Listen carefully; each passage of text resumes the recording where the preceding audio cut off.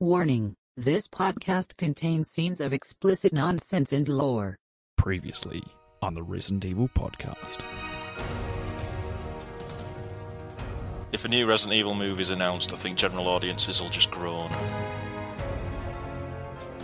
These extra item slots, Nick, come at a price. You need to learn this. Ooh, a scenario that takes place in a zoo with zombified animals. That sounds interesting. We've got a little bit of a stalker enemy. We've got a bit of annoying poison. If you think about it, there's nobody alive in there to use the toilet. The stun locking, it's just brutal. It's not fair.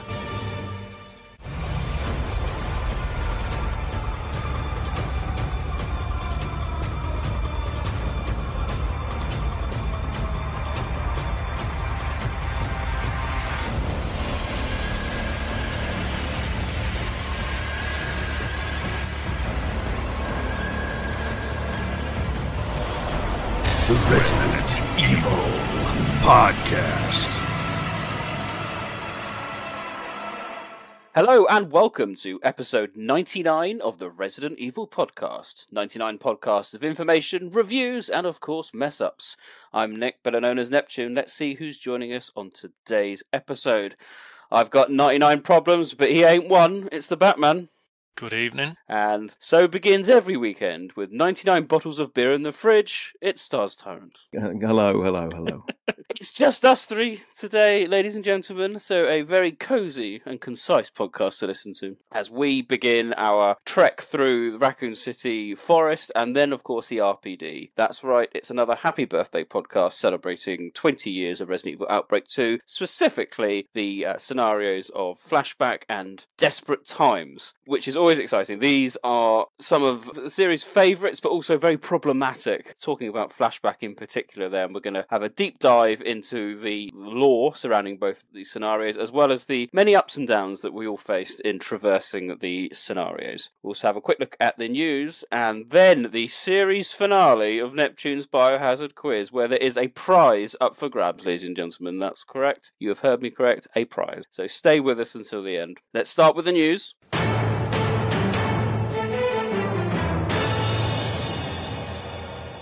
So first bit of news, PlayStation 5 news, ladies and gentlemen. That's right, Resident Evil 2 and 3, the remakes, and Resident Evil 7 are coming to the PlayStation 5 in physical format. 6th of December looks to be the release date, with a price tag of $29 in US, $22.99 in the UK. Not too bad, they can be pre-ordered now. The big takeaway, and the one that I would have potentially made a triple dip purchase, the Resident Evil 7 release does not come with the DLC on the disc. You are essentially rebuying RE7.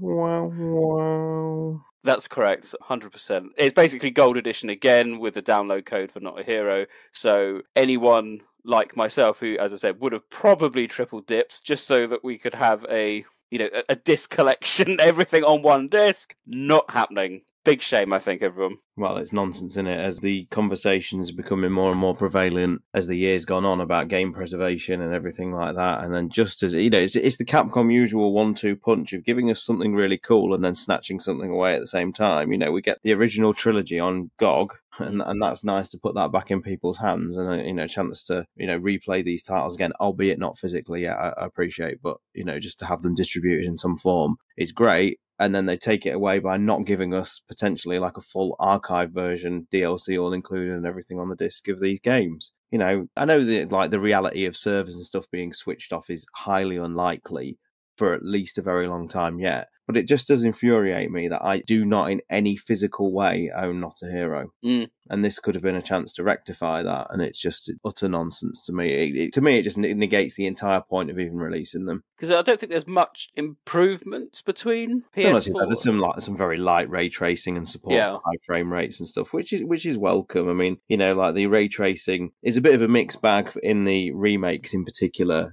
Debate rages as to whether it's truly an improvement with regards to the lighting, but it does fix the problem with like the R.P.D. main hall reflections and things like that. The ray traced reflections look a lot better. The weird sky in Resident Evil 7 was fixed as well. Yeah. Yeah. With the remake too, am I right? What about Ghost Survivors? Is that on disc? No, it Or is won't be if it's classed as DLC, which I suppose it is. I know it was free, but it was still a downloadable update, and I can't imagine that will be on there. I think End of Zoe and all the band footage was on the disc for the RE7 On the Gold PS4 Edition. version, yeah. I don't know whether that carries over. I imagine it will. Yeah, I think so. I think it's essentially Gold Edition repackaged. The price isn't too bad, I suppose, but again, it's one of those things, if you don't own it on PS4, you might be tempted. But the other issue is you can't buy a lot of these Gold Editions secondhand. Big shops in the UK like CX won't take them in for the obvious reason is that if you've played them and downloaded them, the code is now useless. Yeah. So you can't buy them secondhand. So the value of them is debatable, I suppose. Probably keeps them artificially high. But I don't know, $22.99 is not too bad for a new PS5 game. But then I don't know about everyone else, but I find SSD space on PS5 so precious. And I'm not sure I want to use it for a PS4 game if I can help it. Well, I mean, I suppose you do have the luxury if you've got an external hard drive for your PS4 games. Exactly, yeah. Whereas, you can easily fill your SSD. Yeah.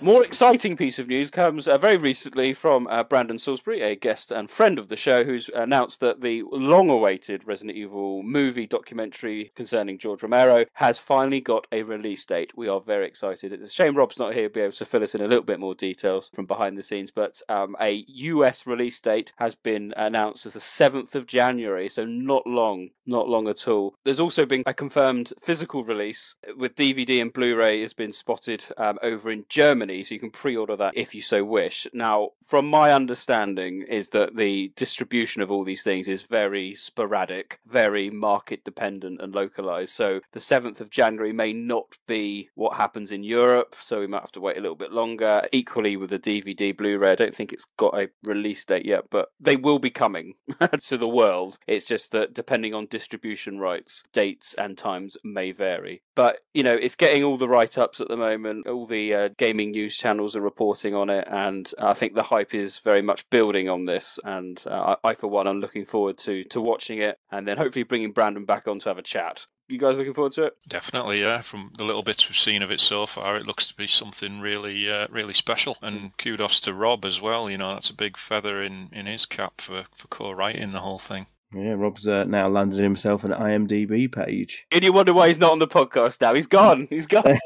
He's cut ties, everybody. That's the hard reality of it. He just shortly before recording, he just said, "Fuck you guys, I'm too cool for school," and off he went. We're beneath him now. That's not true. He'll be back. Do not panic. Yeah, so it's exciting times. I think it should be a good project, and I think it'll probably sit quite nicely alongside Alex's Itchy Tasty book as a kind of like really nice supplement for for the RE fans. Something that everyone kind of knew about, but to have it almost codified in one media, whether it would be a book or, as in this case, a kind of proper, well-produced documentary, I think it's going to be a wonderful thing. So we are very much looking forward to that.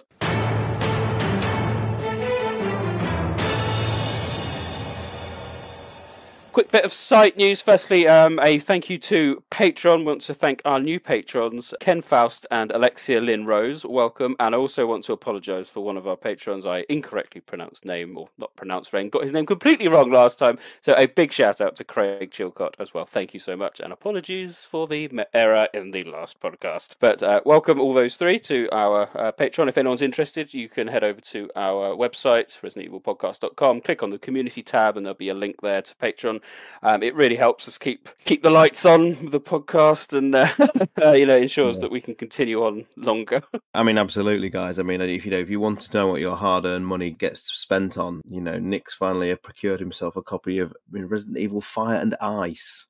No, that's the next purchase. So that's very good point. I've bought the Resident Evil 5 comic trade paperback. Now, people may remember this from ages ago in the early days where we all joked about Resident Evil in space. That's exactly what this is, and I've been eyeing up, and I think it's only limited to about 5,000 copies. I think, or is that could be Fire and Ice? Actually, I could be lying. I think Fire and Ice was limited to 5,000 copies. But anyway, so this is a really cool trade paperback. I'm going to be delving into that, learning all about, what was his name? Sugar Honeyman? Holiday Sugarman.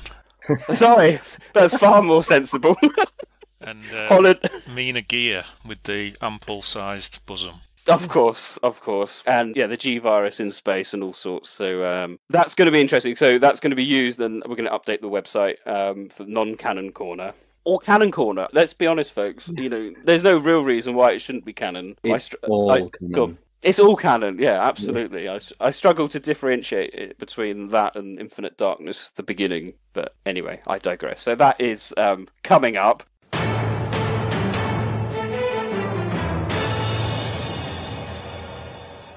And the final bit of news is that by the time this podcast is edited, we would have passed 600,000 unique downloads on Podbean and Apple and Spotify and whatnot. So a huge thank you to everyone who continues to download. We know at this point in time there's not a lot going on in Resident Evil, and people are clamouring for Resident Evil 9. New listeners will know this. Every time I say, coming up next, Resident Evil 9, come on! We're trying to tempt this along, but it's not really working. But yeah, 600,000 downloads is an incredible achievement, and thank you to everyone who continues to listen and re-listens to some of the old stuff as well. Let's continue to press on for Resident Evil 9, and we'll carry on as much as we can. Yep, thank you everyone. Keep the Patreon money coming in, because someone's got to pay for Sean's VR kit. No. Don't. Oh dear. That does finish all the site news. We now turn our attention to our podcast discussion. It's Happy Birthday Resident Evil Outbreak File 2 with Flashback and Desperate Times.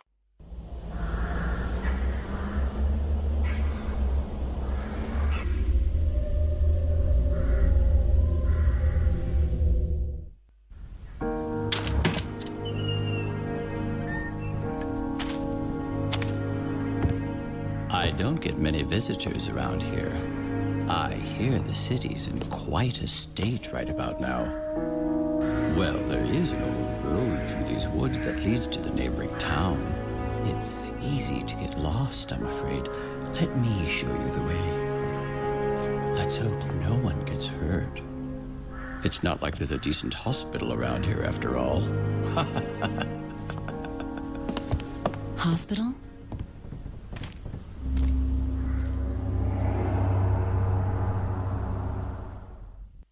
So we are back with Resident Evil Outbreak File 2, and we are anticipating danger in Flashback as we randomly go into Raccoon City, well, Raccoon Forest, should I say, a long-heralded location for many a game, but we've never had the opportunity to play it. Long-term listeners will know that I have yearned for the forest scene, the forest in the nighttime, and this kind of tickles that itch, although it's a little bit bright. Flashback is an interesting scenario, and I think it would be fair to say it's probably garnished one of the most sustained debates in the community for a number of reasons. One, where is it set in terms of location? When is it set in comparison to, say, some of the other scenarios? And then it just throws in a couple of lore references to older versions of the T-virus, and you're going, how does this fit with Resident Evil 0 and James Marcus's leeches? And you're kind of left with a hodgepodge of good ideas, interesting execution, and that's before you've even picked up the controller and started playing. So there's lots to dissect, and we're going to try and go through it bit by bit, as we always do with these Happy Birthday podcasts, but also taking the opportunity to explain some of the lore references. And Flashback also has a bit like Underbelly, kind of unique channels and routes you can go down,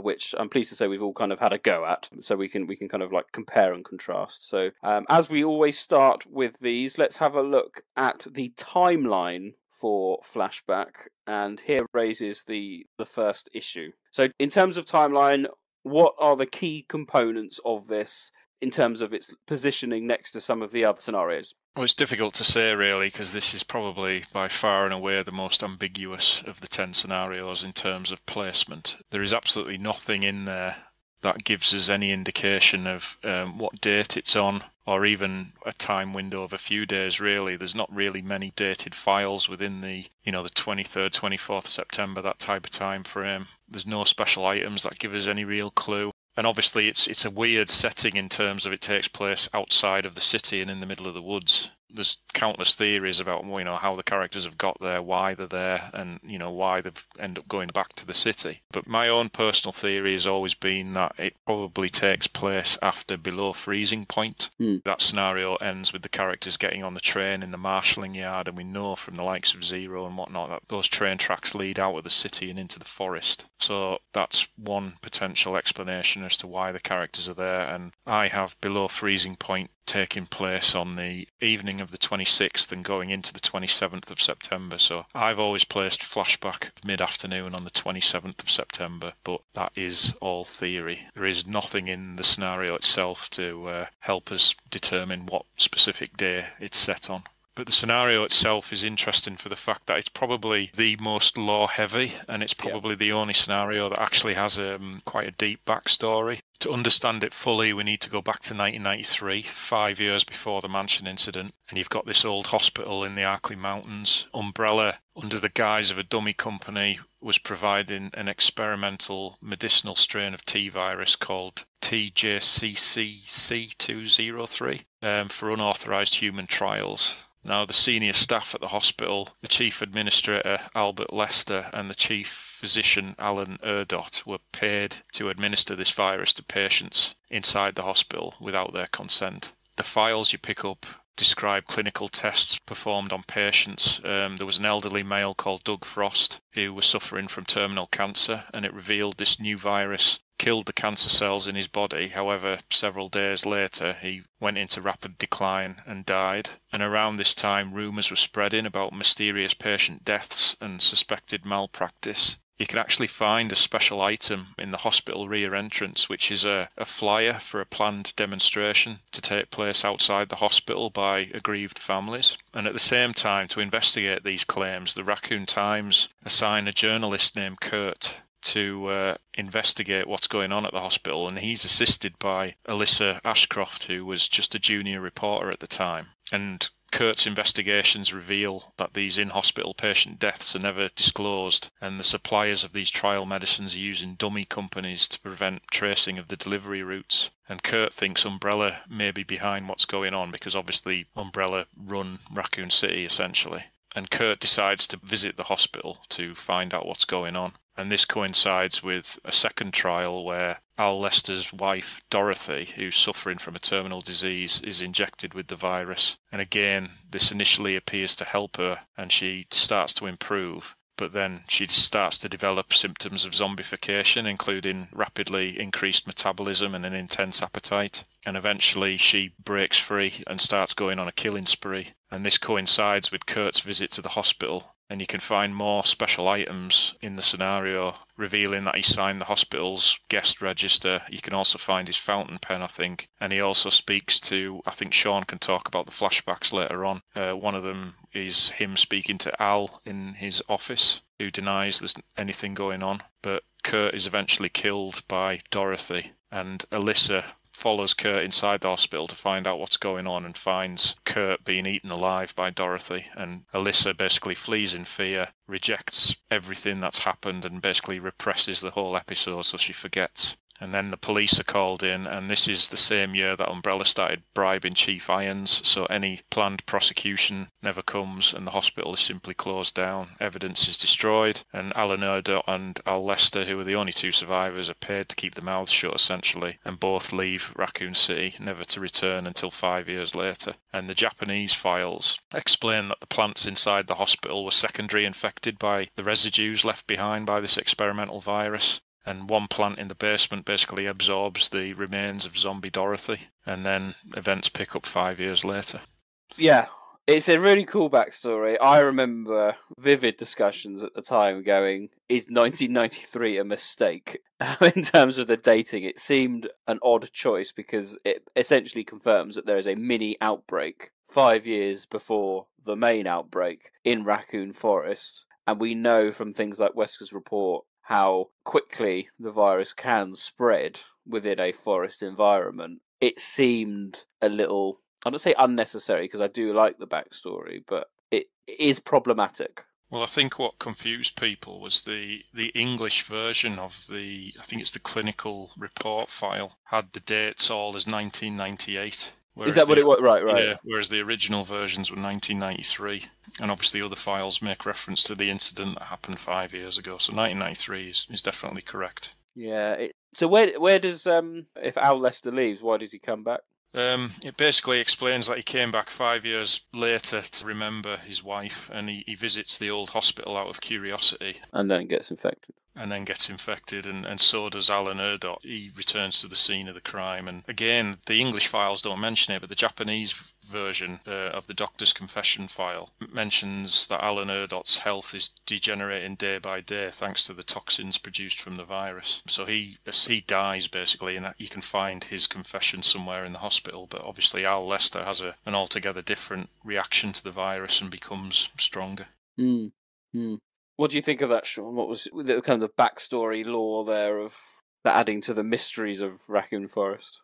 It does. I mean, in one sense, it's nice that you've got another sort of contributing factor to the fact that the city was doomed, irrespective of, the events of Hunk failure to extract the G virus, with all the problems of the dead factory, this thing that was festering away in there, albeit it was still self-contained as such, but you always got the feeling that time was against Raccoon, and that whichever factor it was going to be, something was going to give eventually. Obviously, the main catalyst for this was Hunk's team. I like it. It does help that it's extremely self-contained and so far out of the way that it doesn't really trip over too much. But I will admit, I do have a kind of hard thing to get my head around the fact that it is a full 5 years prior. And not one person stumbled across this hospital, or maybe they did and just got fed to the plant, You can headcanon a number of reasons as to why it didn't become a problem up until 1998. But I think it's original. I do like it. And a lot of what John discussed there with Alyssa, as you know, I choose Alyssa through this playthrough, and prior to playing it, I did actually check all the criteria for seeing the flashbacks. Yeah. Because as you play through it as Alyssa, as you go through certain locations, she gets small, very brief flashbacks of 1993, which is really cool. Like I say, it's only brief. It's almost throwaway how brief it is. But if you are interested in the lore, then it's well worth a full Alyssa run, because if you fulfill all the criteria, she actually gets her own special ending. This is very much her scenario.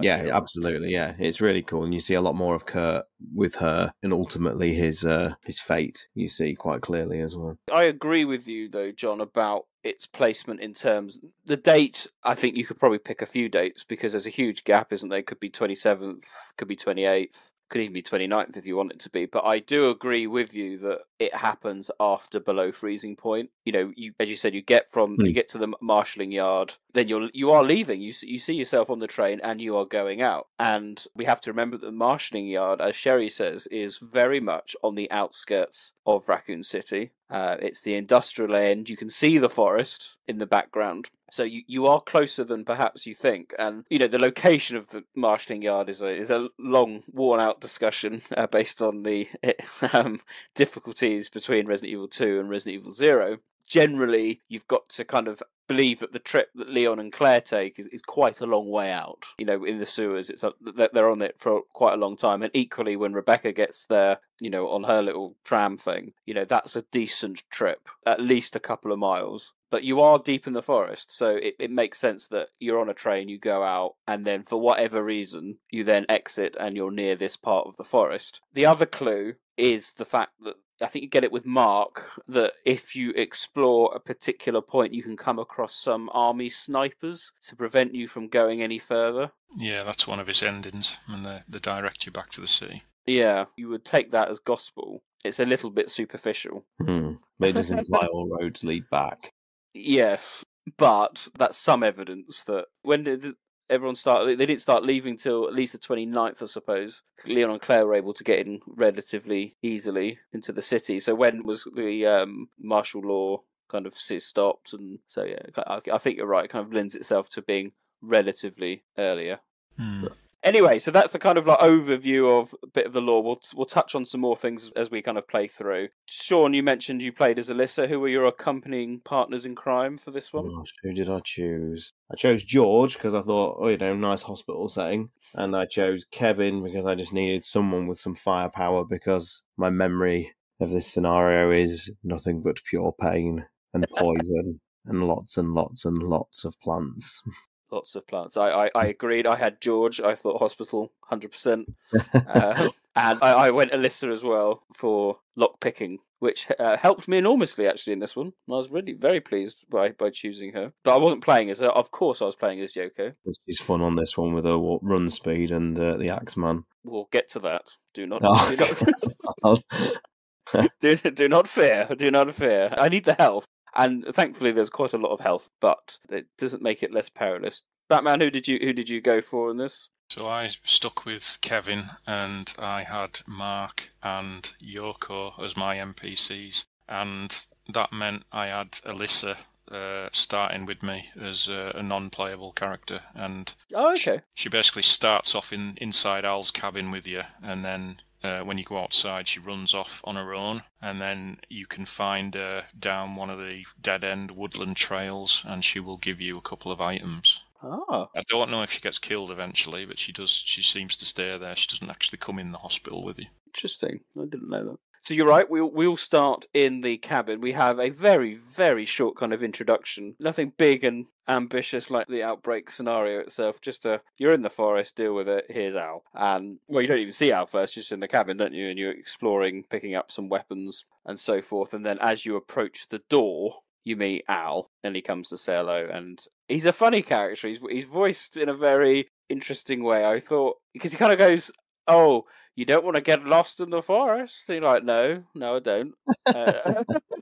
And you're like, a bit like Wesker, I will lead them to the mansion, that kind of thing. I'll lead you to the hospital, and you're like, all right, okay, fine. I hated this part of the game. As much as I love the forest scene, you can easily get lost. And if you've ever looked at the actual map, it's a bit of a hodgepodge of places you can kind of go. And it's one of those maps where the camera angles probably don't help as much, because they change every time you're running around. If you look at a map, it's not that difficult to navigate, but because of the angles, I always found you kind of you can get disorientated quite quickly, and I just follow, because you can follow Al. That's the secret, ladies and gentlemen. Yeah, just follow Al. That was my question. Did you not just simply follow Al then? I did. You can spend a long time in the forest if you want to. I was very much petrified of the green zombies, and we'll talk about them in a second. So I thought, no, I just want to get to the hospital, because I knew I was going to take a long time in the hospital. I know it's quite a small place, but I had very little recollection of where I needed to go, what was on what floor, that kind of thing. So I wanted to quickly get out of the forest, get that bit of the game done, and then just concentrate all my time in the hospital. So I can't really contribute too much to the forest discussion. It was just a run job through the thing, taking out some green zombies, and I love the green zombies. I think they're one of the best zombie variants we've ever had in RE, and I much, much prefer them to the IV zombie things we get in Remake 2. Yeah, I thought they were very good. They were very gnarly, very icky zombies. And I decided to use Kevin's steady aim and shoot the first one, and I completely forgot about the spores they give off. So I got poisoned straight away. I'd only been playing a fucking minute, and I was already poisoned.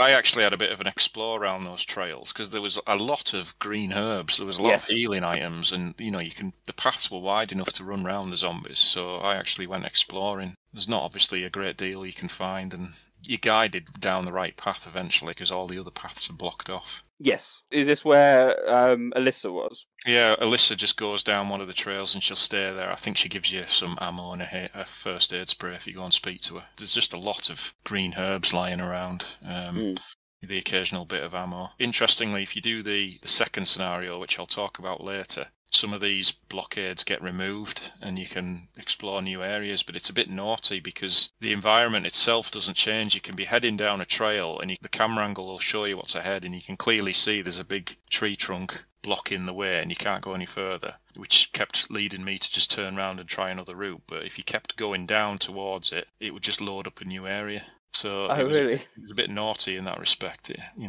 contributed to me getting lost quite a few times. Sean, what was your experience in Forest Area 2, as it's called? To be honest, it was incredibly brief. I just literally stuck with Al the whole time. I didn't stop to pick up items or anything. I just literally dodged all the zombies. I don't even think I engaged a single one, and got to the suspension bridge in, literally probably 90 seconds. It was super fast, actually. Probably ironically, one of my cleanest runs. I was playing on easy. I will just caveat this by saying I was playing on easy because I have so much trauma when I think about this scenario. It was one of my more nervous ones going into this playthrough because I just always used to struggle with the sheer amount of poison. And I just thought, I'm not going to mess about this time. I'm just going to play it on easy because I really, really want to do the full story run with Alyssa, and I want to be able to do that without having to worry every 2 minutes about poison and things. Again, it's one of those situations, a little bit like I said about Wild Things. It's probably a bit too easy, the easy mode. They certainly get around the poison issue by just throwing so many blue herbs, green herbs. You're not struggling for healing items. So yeah, I just wanted to just throw that in there. I was playing on easy, so there was notably less enemies and things like that. I will say the forest itself looks stunning, though. For a game that's 20 years old. Yeah. I thought, the trees and the backgrounds in particular looked really good. And the outside of the hospital as well looked this really foreboding old building. It really added to the atmosphere, the quality of the graphics. It's so frustrating because you could just see how little work would be needed to release this today. If you're playing it on an emulator, it upscales into HD so well. Definitely. As you say, John's right. Even on the old graphics, it still looks impressive. I always found Outbreak was one of the better looking PS2 games. There are 2 bridges, but I only went across one. The other one is if you want to do the second scenario, isn't it? There's a longer suspension bridge and a shorter one. Yeah, but you can't get to the longer one until the bridge leading to the hospital. That has to collapse first for these right to open up.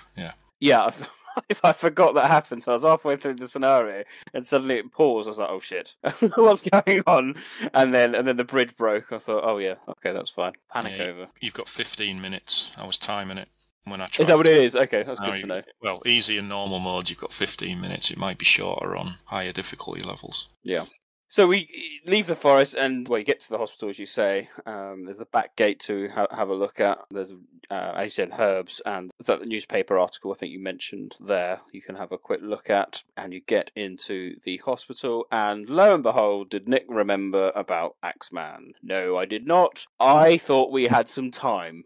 No. I don't know why. I think this all the time. I have this warped memory of I've got plenty of time, and it happens again in desperate times. But no, as soon as you enter and you have the audacity, I think, to turn left, how dare you? Out he comes. I'm like, oh, shit. And if you're not ready for him, it's it can be slightly off-putting. A quick chat about Axeman then, because obviously it's Al. He is a unique specimen. And it's one of those things, Outbreak likes to have quite unique enemies in its roster, and Axeman is certainly one of them. As far as I know, outside of Mary Gray from Biohazard the Stage, Al/Axeman is the only person that has successfully bonded, I would suggest, with the T-Virus. I'm not counting Wesker. He's obviously got a higher affinity to it than most people, but he's what you would classify as an irregular mutant. He's in the same classification as the Suspended, which is, just a random mutation. That doesn't happen to many people. He develops this green patch on his chest, which is obviously related to the infected plants, and he loses any kind of pain sensation, and he's impervious to gunfire, so he obviously has some sort of regeneration ability or hardened skin, similar to Alexia in that respect. But yeah, he's definitely close bond with the virus for it's sure. Very clear. I mean, the fact that he was able to, essentially impersonate a human. I think he even mentions in one of his diaries that he doesn't even need to eat or sleep anymore. Oh, really? Wow. But you wouldn't know he's Axeman from the opening introduction. It's only when he obviously goes full executioner on us that his true form is revealed. But it's clear that he's been doing his Axeman role for a while, enticing people in to feed Dorothy. So that would suggest that he has high levels of cognition, and he's able to play that role and have that awareness of what he needs to do. That's more than the vast majority of T-virus infectants. Definitely, yeah. As you say, he can still communicate normally, he can still write his diaries. Yep. And if anyone forgets who Mary Gray is from Biohazard the Stage, she's another one that bonded quite well with the T-virus until she overdosed. When you think about it in some ways, Axeman was the precursor for the Baker estate. Yeah. A stalker enemy is used to take his victims and feed them to at the very least test subjects for another entity. I've put in my notes, as much as it made me jump that Axeman suddenly appears, I did wonder whether there could have been something a little bit more dramatic, a la kind of Nemesis style. He just suddenly appears. And you're kind of going, oh my god, there's no bursting through a wall, apart from a kick of a door. That's about as exciting as it gets. I suppose there's a degree of mystery about who he is, but I mean, it's not difficult to work out. Well, I think what makes you panic about him is when the door opens, you might expect some kind of super zombie or a creature to come through, but it's just it's a normal guy with a bag over his head and a fucking axe. That's what made me want to run away. Yeah, I actually kind of like the way it's not bombastic and whatnot. I think it adds to the real sort of loneliness and silence of the scenario, and it kind of makes him weirdly creepy. Yep. There's no musical cue, like you say, Nick. The door just opens and you can just hear him coming, but there's no music that accompanies him. There's just the silence and the dead of the scenario. The atmosphere is so unique in this one. Oh, yeah, absolutely. And we've had lots of hospitals in Resident Evil, whether it be, Sheena Island, Raccoon City, even parts of Code Veronica as well, I suppose, that, have the hospital element. Again, Capcom do this so well. Same location, different feel. Very commendable. It helps that Axeman doesn't speak. He acts like a monster. It's just kind of, I think there's grunts if you shoot him, that kind of thing, where, he obviously can speak. So, he could go, hey, leave me alone, or die. He doesn't do any of that, so he kind of acts in a very monster way, which I think adds to his character almost, being able to just kind of flick between the two of, human and then kind of monster. So I think that helped. But from my point of view, I struggled to get my whereabouts, and I would love to have had a little bit more time. Yeah. But I quickly ran to the reception on the first floor. This is a very American thing. They call it the first floor. It's the ground floor, ladies and gentlemen. And that I was like, I'm not on the first. Am I on the first? I'm like, no, it's ground floor. But there we go. First floor, ground floor. I ran to the reception and got the map. That was the first thing. I needed to refamiliarise myself with the area and where what I want to do. But as I said, you don't really get a lot of time to do this, and it's another thing with Outbreak. You can't really pause it when you open up the menus to have a look at the map. You have to look at it all in real time, and so that adds a lot of anxiety, should we say, to proceedings. But that's where I first went and picked up the map. I think there's a shotgun in there, but I did not get that because it's in a wooden crate. Apparently. Oh yeah, you have to smash it open, don't you? You've just reminded me of that. Yeah, I did not get that. I saw the wooden crate, but for some reason I had a feeling you jumped in from above and landed on it and it broke, but it's a different game entirely, I think. I think that's where you get Kurt's notebook as well. Which yes. Obviously gives you a lot of story about this scenario. Yes, you're right. No, you're spot on there. But where did I go? So first thing was into the examination room. After that, what about you? Where did you first? Could you go there first? You can go upstairs if you want. So not necessarily the need, really. But I had a real sense of trepidation when I entered the hospital because I cannot remember anything about this scenario. And when I started picking up maps, and there was like 5 floors. I just didn't have any idea where to go. I think I did similar to you. I went to the reception area, the examination room. Yeah. And then I remembered you can kick the boarded up alcove, you can kick the planks away and get a couple of syringes of solvent. Yes. And then I think I went down into the basement before I went upstairs. I had it in my head Dorothy was like a boss that spawned at the end, but you can obviously walk right into the intensive care unit and there she is. Yeah. But because I'd already picked up one of those solvents, I was able to destroy the plant bulb in the corridor outside, so I was able to get into the pharmacy. I picked up a key in there. I can't remember what door that key was for now. And there's a couple of other syringes, and you can obviously refill any empty syringes you've got as well. Yeah, the key to the auxiliary building, isn't it? That's right, yeah. Yeah. Elisa came in clutch for me, because, a bit like the examination room, you go into that area, which you unlock the bedside cabinet, and there's the other syringe in there, so I was quite pleased to have 2 syringes right off the bat. So, did you say Alyssa? Yes. She unlocked something for you? Yeah. Never seen Alyssa as an NPC do that. That's fascinating. I'm pretty sure it's locked, that All right. bedside table. Interesting. I had 2 very early on, so I felt I was doing well, which is a dangerous thing to feel in this game. But again, you're pushed for time. I think those alcoves are quite safe. I don't think Axeman actually gets into them, but he obviously can get into the examination room. And it can be tight. There's so much junk and debris all around. You could easily get kind of like stun locked into position. And he's got a lot of power with that axe. Where did I go? I think John, we followed a similar path. I went to the basement after that. Okay, use that syringe on one of the bulbs to get to the auxiliary building and the pharmacy. I appreciated in the pharmacy that unlike Underbelly, which I don't think did a good enough job to help the player, this made it very obvious that you could use this part of the background to fill the syringe. You had a dedicated camera angle and environmental text saying, solvent is flowing. I'm thinking specifically Underbelly with the lack of the tape bit for the pipe in Underbelly. I didn't think was as well telegraphed as it could have been. This one was a little bit more obvious. Tentacles, ladies and gentlemen, can F right off. They are a bane of my existence in this game. In fact, the plants generally. Tentacles. They're vines, whatever they are. You know what I mean? They can be hard to dodge, and I don't like to waste ammo on them. No, on easy you can absorb. I presume you were on easy, were you? Yes. Yeah, on easy you can just absorb the damage and then just heal past it. You can kill them by throwing the chemical bottles at them. Yeah, and you can chop them with the axe as well. Oh, can you? I didn't know that. Okay, Yeah. That's quite useful to know. There's so limited space in what you can pick up. It says the only one of us who has 8 inventory slots. Yeah, but I need 4 for health, sure. So I'm really only playing with 4.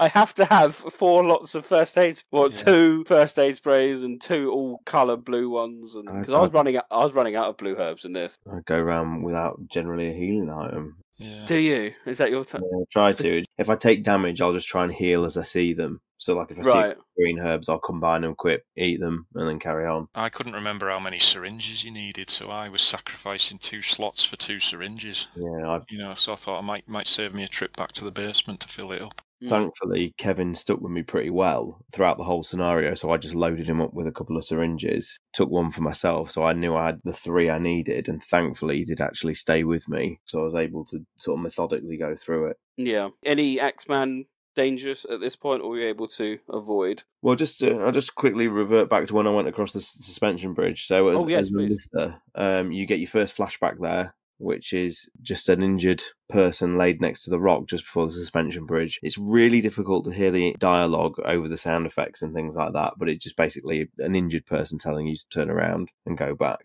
Then when you get to the back gate, you get another one, which is 2 R.P.D. officers starting to investigate the area. And then if you go upstairs in the main building into room 201, you see Kurt being eaten by an infected Dorothy. So you already straight off the bat, right near the beginning, you get 3 flashbacks of the 5, and they're quite interesting. Axeman turned up, and I've got this well rehearsed pretty much with him, so I was able to dodge him quite effectively. I don't think he got any hits on me really. Grabbed the syringes, and then I remember where you were. What's the general tactics when you're playing online then? Because in a lot of these scenarios, it's like, I'll go to this part of, like Hellfire, I'll go and get that gem or whatever. That's a good question. Everybody from the times I've played it the last few times, I think we tended to just stick together. Right. And just use like a, strengths in numbers kind of thing. And then as soon as Al turns up, the more sort of combat orientated characters would just fight him. And when you do enough damage from him, he will leave for a time. He will actually retreat. So, like, if I'm Alyssa, you're just going around sort of, lock-picking drawers and starting to build some supplies and distributing, holding, and if you've got like a Yoko, you'll load her up with solvents and then just escort her through the facility. It's quite misleading, this scenario, in that, yes, there is a couple of variation in terms of order of how you use the solvents on the, what we're calling it, like the bulbs or something, but it's quite a methodical process through it, which is why it's not terribly long if you know what you're doing. You can, competent team will have this clocked in like 20 minutes. It does seem quite linear.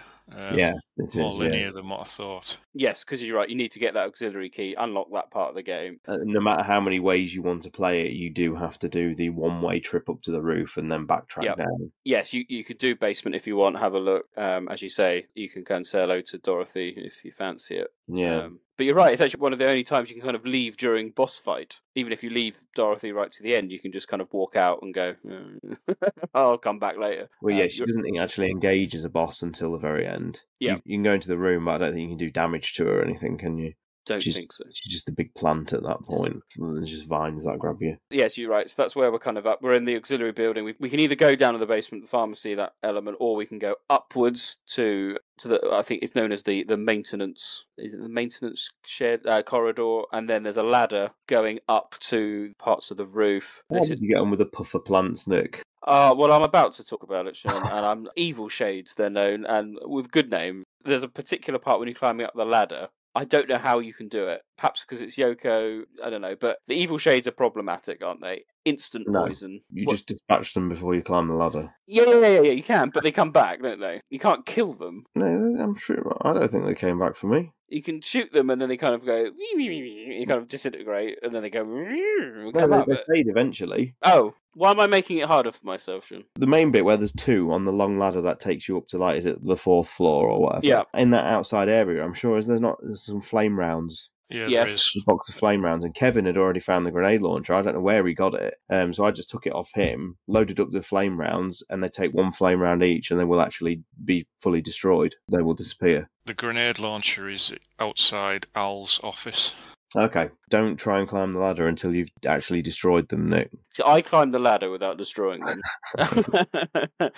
That was a bad idea. It doesn't help that I have a very strong disposition to save flame rounds. This has been my mindset since 1998. Flame rounds are stored for the final boss. That is what they're there for. You do that with Lickers in the RE2 remake, then? Save all your flame rounds to the final boss? Always. What, not even using the Lickers in Remake 2? No, flame rounds are my go-to weapon. This is Nick mode again, ladies and gentlemen. I refuse to use the resources given to me until the very end of the game, where I finish the game with a horde of them. I have far too many, but they're my favourite. Ice rounds get a pass, because obviously they're very good for Nemesis. But flame rounds are saved, and they are used in absolutely last case scenario. Otherwise, things like acid rounds, grenade rounds, they're used on annoying things, but I tend to save the flame rounds. So yes, Nick, I appreciate your stubbornness. That's 25 years long now. I'm never changing a tactic to make life any easy for you. I still do it, even like Remake 4 and things like that. I like to save the fire ones. I feel they visually do more damage, even if people will tell you that the acid rounds are more effective against Birkin or something. I can't remember, that kind of thing. I must admit, on this particular occasion, I'm with you, Nick, because I picked up the grenade launcher and I picked up the flame rounds, and I thought I'm saving them for the boss. Because I don't know about you guys, but I could not find any weapons on this scenario. The grenade launcher was the only thing I could find. As a lister, I always just run a pistol anyway, because the pot shots are worth more in some ways than like carrying a shotgun. Because it's such a plentiful amount of ammo, the handgun, and to do the level of damage you get with the pot shots, her and Kevin, it's well worth wielding just a standard pistol, I think. But I knew on this one, you've got the secret weapon, which is when you get the axe, because it's an indestructible, very high power melee weapon.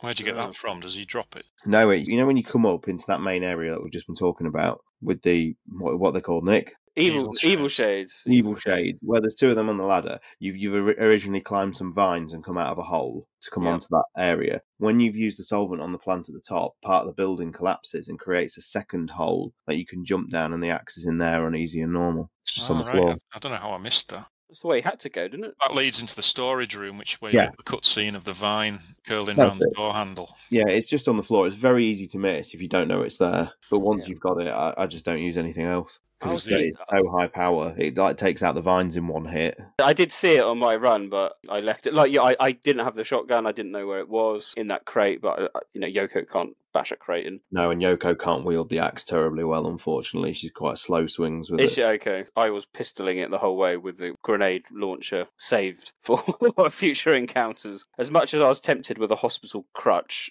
I did not take up the offer. Well, I managed to get up the ladder with the 2 evil shades. I managed to avoid them. And wow. You get the cutscene of Al climbing up Yes. And then, Jesus Christ, I don't know if this is scripted or what, but instead of just jogging towards you, he just sprinted right at me and clobbered me to death. And then I only just made it to the roof, used the second syringe on the big plant, and then I was killed by them fucking wasps. Oh. Fucking hate them. I hate them. Did anyone L1 auto target them? It didn't work, Sean. No. It fucking does work.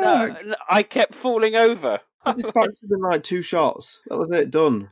I seem to have this reluctance. It's like if I'm taking on zombies and hunters and a fucking axeman, I don't want to waste bullets shooting down a fucking wasp. I don't know what it is. I just can't. Oh my god! Oh. No. So that was my one and only death in this scenario. Just do me a favour, guys. Have a good practice with L1 auto target on the end of the road when you get there. Just give it a go. Big game changer. Noted. I'd try again. I dispatched the wasps eventually, but not without being poisoned. And thankfully, there's a blue herb on the rooftop, which was my saving grace because I was very quickly running out of blue herb locations. Yes, my notes up to the wasps - fuckers. Yes, there we go. That's what I put on my notes. I didn't realise as well that the blue herbs freeze your virus gauge for a little bit. I think all herbs usage does. Yeah, so you mentioned already, Sean, that it opens up the second hole. I missed it because I thought it was a graphical glitch. I walked to it and you can see the hole, but it looks so ridiculous. Really? Yeah. On my TV, it kind of just looked like a really one-shaded polygon square type thing on the floor that looked like the game had just glitched. Did the cutscene creating the hole not sort of give it away? No, you'd have thought so. Oh, my But I was slightly disorientated coming back down because I thought, is this the hole? Okay, so I kind of went back down, and there's nowhere for me to go at this point. And I was like, because you haven't really done anything, you've killed the bulb, but that hasn't helped. Obviously, it has helped, but I didn't notice it. So I wasted a good 10 minutes going back round the hospital, going, I don't know where I need to go, and then. I'll go back up, and then I saw the hole, and I thought, is that a hole? Yeah, that is a hole. I'll go down there. By which time my virus gauge was creeping back up, and so we were getting a little close for my liking because of the poison, more so than anything else was speeding things along. But yeah, I totally missed the hole, which was annoying. Maybe it was a glitch in this instance, but it looked fine on the emulator. Oh no, it wasn't a glitch. No, John's right. The FMV cutscene did cause it. It just looked very out of place. Anyway, you go back down that hole, and then Sean, you've already mentioned you're now on the other side of the building. You pick up the axe. Also pick up the administrator's office key. It's on the floor in there. You jump back down, and then crucially, you're kind of on the other side of because you can't get to this point because there's a blockade in that kind of main corridor, first floor of the auxiliary building. So you're on the other side, and now you can go into the storage room. Yeah, that's where the office key is, in the storage room. That's where it was for me. When you drop through the hole, you land in the storage room, and then the vines creeping around the door, and the key's on the floor in that room. Yeah. I couldn't remember if you fell out on the corridor on the outside, then into the vine. Yeah. Do you have to trigger that FMV? Well, it's automatic because you have to go into that room, don't you? You have to drop down that hole, as you say, to get into the other side of the building, and that triggers the FMV. But it's only if you approach the door. Yeah, but that's your exit, isn't it? Use your last solvent on there to trigger the final boss. Yes. Once you've got the administrator's key, you can work your way back to his office, get in there, obviously, and that triggers another flashback, I think, where you see Kurt talking to Al Lester. It does indeed, yep. Ah. And then you'll get an exclusive file in there, which is a sealed letter to Greg Mueller, which is, I suppose, a little Easter egg, letting on that Greg's at least knows something about the experiments that are going on here. Mm. And then there's like a secret door you can open to get in the back of his office, and that takes you into another new area. You want to go upstairs at this point, don't you? Yeah, where you go back upstairs into the administrator's office again. Yes, that's where you can get the grenade. The grenade launcher is in the outside of his office. It's initially unlocked, that door, so you can pick up the grenade launcher early, but the door to his actual office you need the key for. It's quite an interesting area, I found, that kind of first floor. That's the kind of hospital wing. Reminded me a bit of like the Raccoon City hospital. Mm. It had a nice tone to it. And a save room, which for me, after what happened last time, I'm saving just in case. So I 100% picked up the first aid spray as well. Go into the admin office, grenade, some flame rounds, which are always welcome. And then, go up to the third floor. There's more wasps up here. I was nearly killed again, were you? No, I think I ran past that one because at that point I'd given up my pistol and only had the axe, so I had to dodge those ones. Right. Can't remember why I went up there. Why did we go up to the third floor? Oh, it was to get the final bulb, wasn't it? And do you think it's well documented where these bulbs are? I mean... No, not at all. And it's not even terribly clear that that's what the objective is. No. If you wanted to level a major flaw at this one, it's like the outbreak scenarios are usually quite good, sort of indirectly telling you without listing it as like a mission list of what generally you need to do. And obviously you get better through rehearsal and, repeating it over and over again. But Flashback is there's no clear file or anything like that tell you that this is what you need to do to be able to escape. It's only through the linear nature and the fact that eventually you just simply run out of ways to go that it will naturally inform you to go the right way as such. And again, I think it'd be a good scenario to benefit in offline mode of not having the virus cage. Yeah, being able to just organically do this. But that's just a fundamental flaw of the game's offline experience, isn't it? And why it is infuriating and why I had that intimidation of wanting to replay it. But yeah, you're in the third floor. You do the last bulb and you drop down into room 202.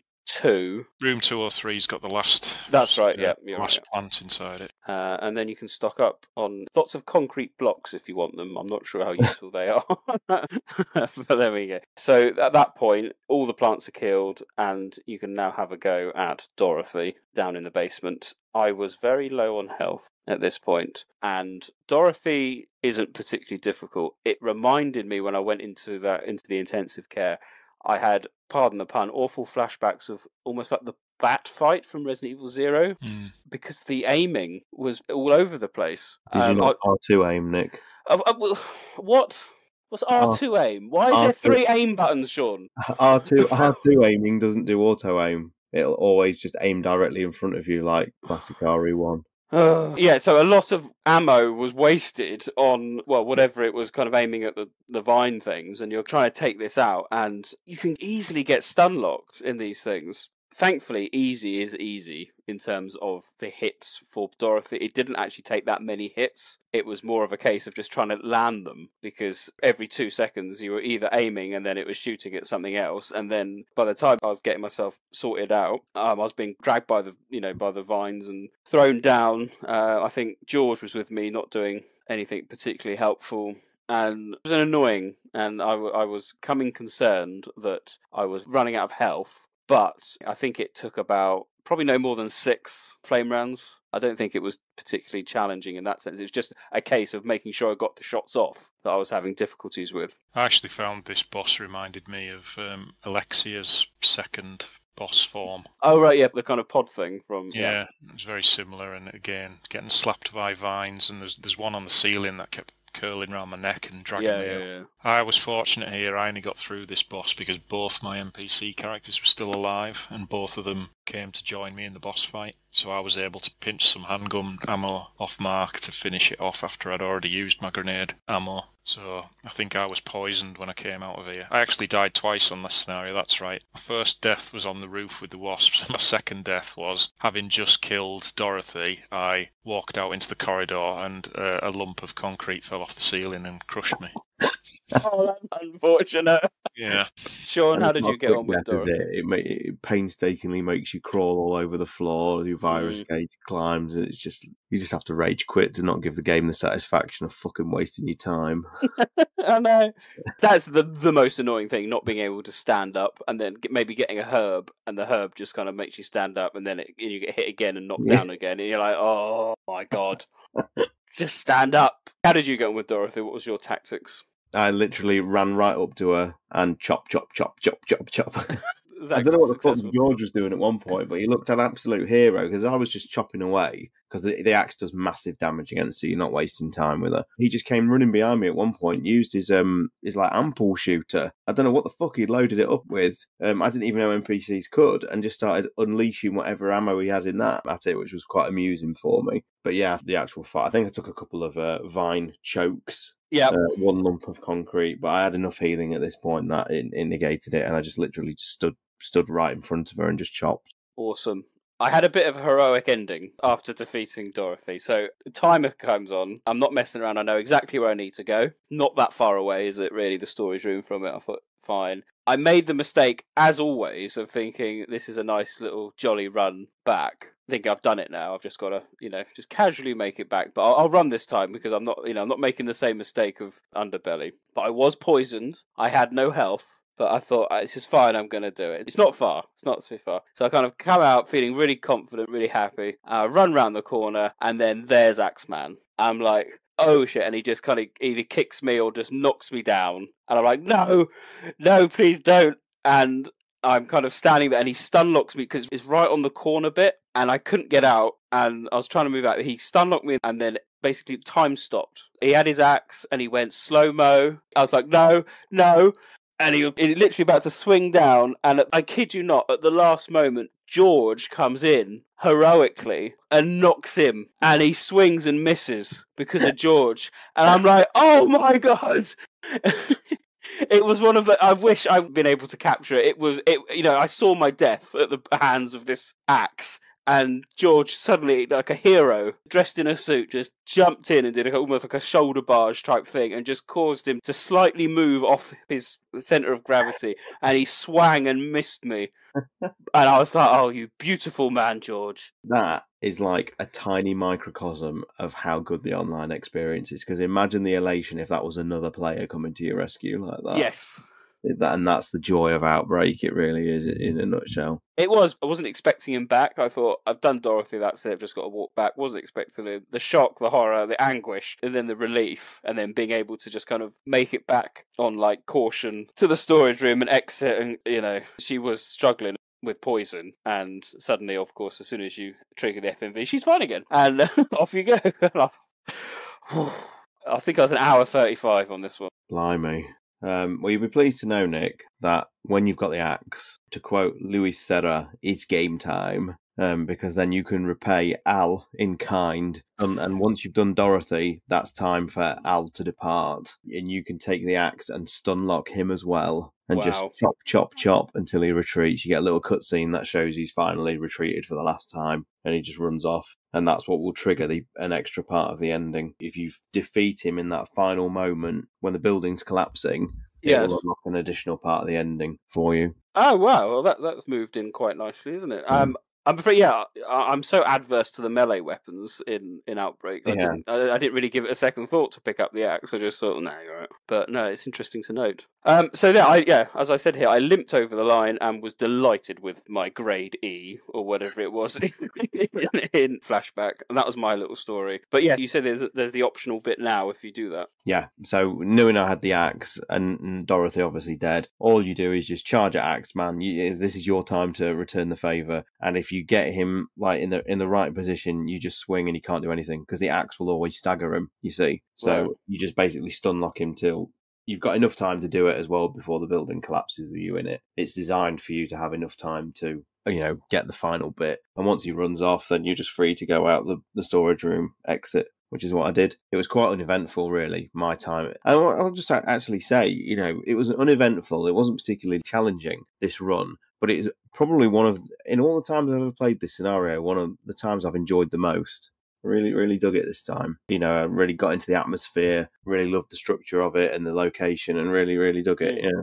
So, between you two, do you want to talk about the kind of bonus scenario that you can do? People don't know. So, if you decide not to cross the suspension bridge and stay in the forest, after a certain amount of time it'll collapse so you can't cross the river and get to the hospital. So at this point all the green zombies disappear and are replaced with scissor tails, which are secondarily infected earwigs, and they are awful. I'd never encountered these before, and they are awful. 9 times out of 10, any hit from them will leave you on bleed status, and then you might as well reset and start again, because it's pretty much impossible to get away from them. But if you make your way back to Al's cabin, there is a woman inside called Regan Mallet, and she explains that she's lost a daughter, and gives you a pendant to go and find her and prove to her that, you've found a mum, and you have to reunite them. So you have to make your way back through the woods, and some of the trails that were originally blocked off at the start of the scenario are now open, and you can find her daughter, Lucy Mallet, down by the river, and you give her the pendant, and instead of just coming with you, she says she'll go and find her mum.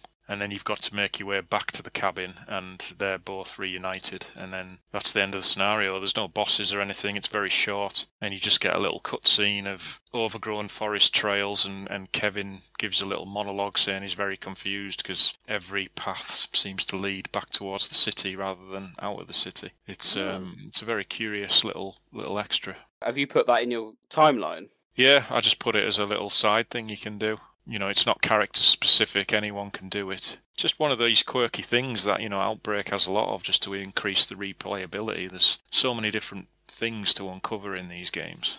You know, I didn't know this was a thing at all. I didn't know you could do this. It's essentially a completely hidden level. Because if you think about it, if the suspension bridge collapses, you can't cross over, so you can't complete the scenario. So instead of just giving you, you know, a bland game over retry screen, you've got an entirely new objective. And that's one of the cool things about these games.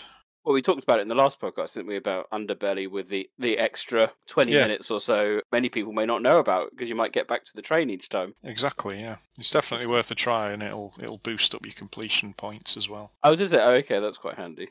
I think that's everything. Is any other things we need to mention? Well, if you defeat the Axeman, then the additional bit of ending you get is Al goes to Dorothy's corpse after the plants spat her out. He takes off the mask, so obviously that's your big reveal. Right. If you didn't know already. And then he just cradles Dorothy as the ceiling collapses around him. Aww. And then Alyssa sort of takes a moment of reflection, looks back at the hospital as it collapses, and just basically says that she'll, you know, run the story for Kurt. And then you get one last flashback of Kurt zombified. And Alyssa just sort of laments that she remembers everything. And that's her little story concluded. Oh.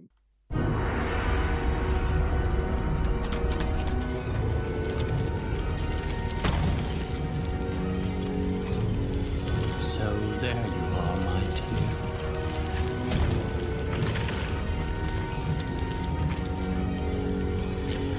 My dear Dorothy. I'll never leave your side again.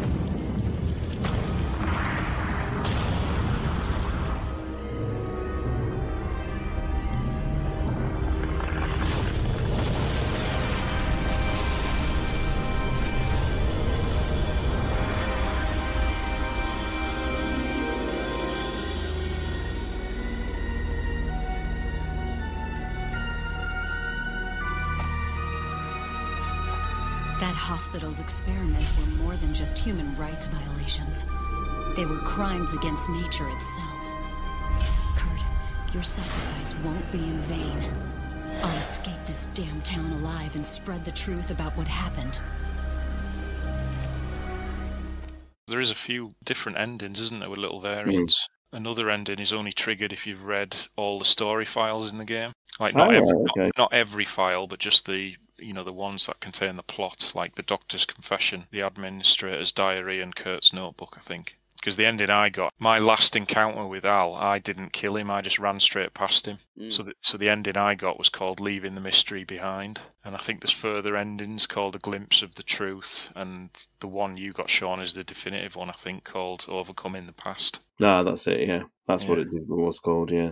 Yeah, but no, I really enjoyed going through it this time, and I just enjoyed all the cool little details, like the flashback, for example, with the two cops that you see. That's Raymond Douglas and Arthur from the original Outbreak scenario. Is it? Oh, lovely. Oh, that's cool. That is cool. So, again, that gives a tiny bit of lore that you know that they've been in the R.P.D. for at least 5 years. Just helps flesh out their storyline a little bit more.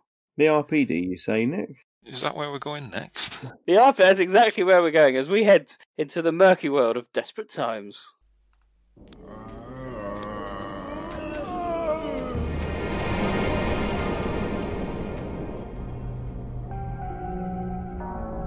Take a look at this. It's a map of this place back when it was an art museum. There should be a ventilation tunnel underground. And that'll get us out of here? It should. But it's so narrow, you might be the only one who can fit through. So I'll get help and come back, right? Looks like it's a race against time. Now that we've lost communications, there's nothing else we can do. All right, everyone. We've got to hurry up and find a way into that tunnel. It's going to be our way out of here.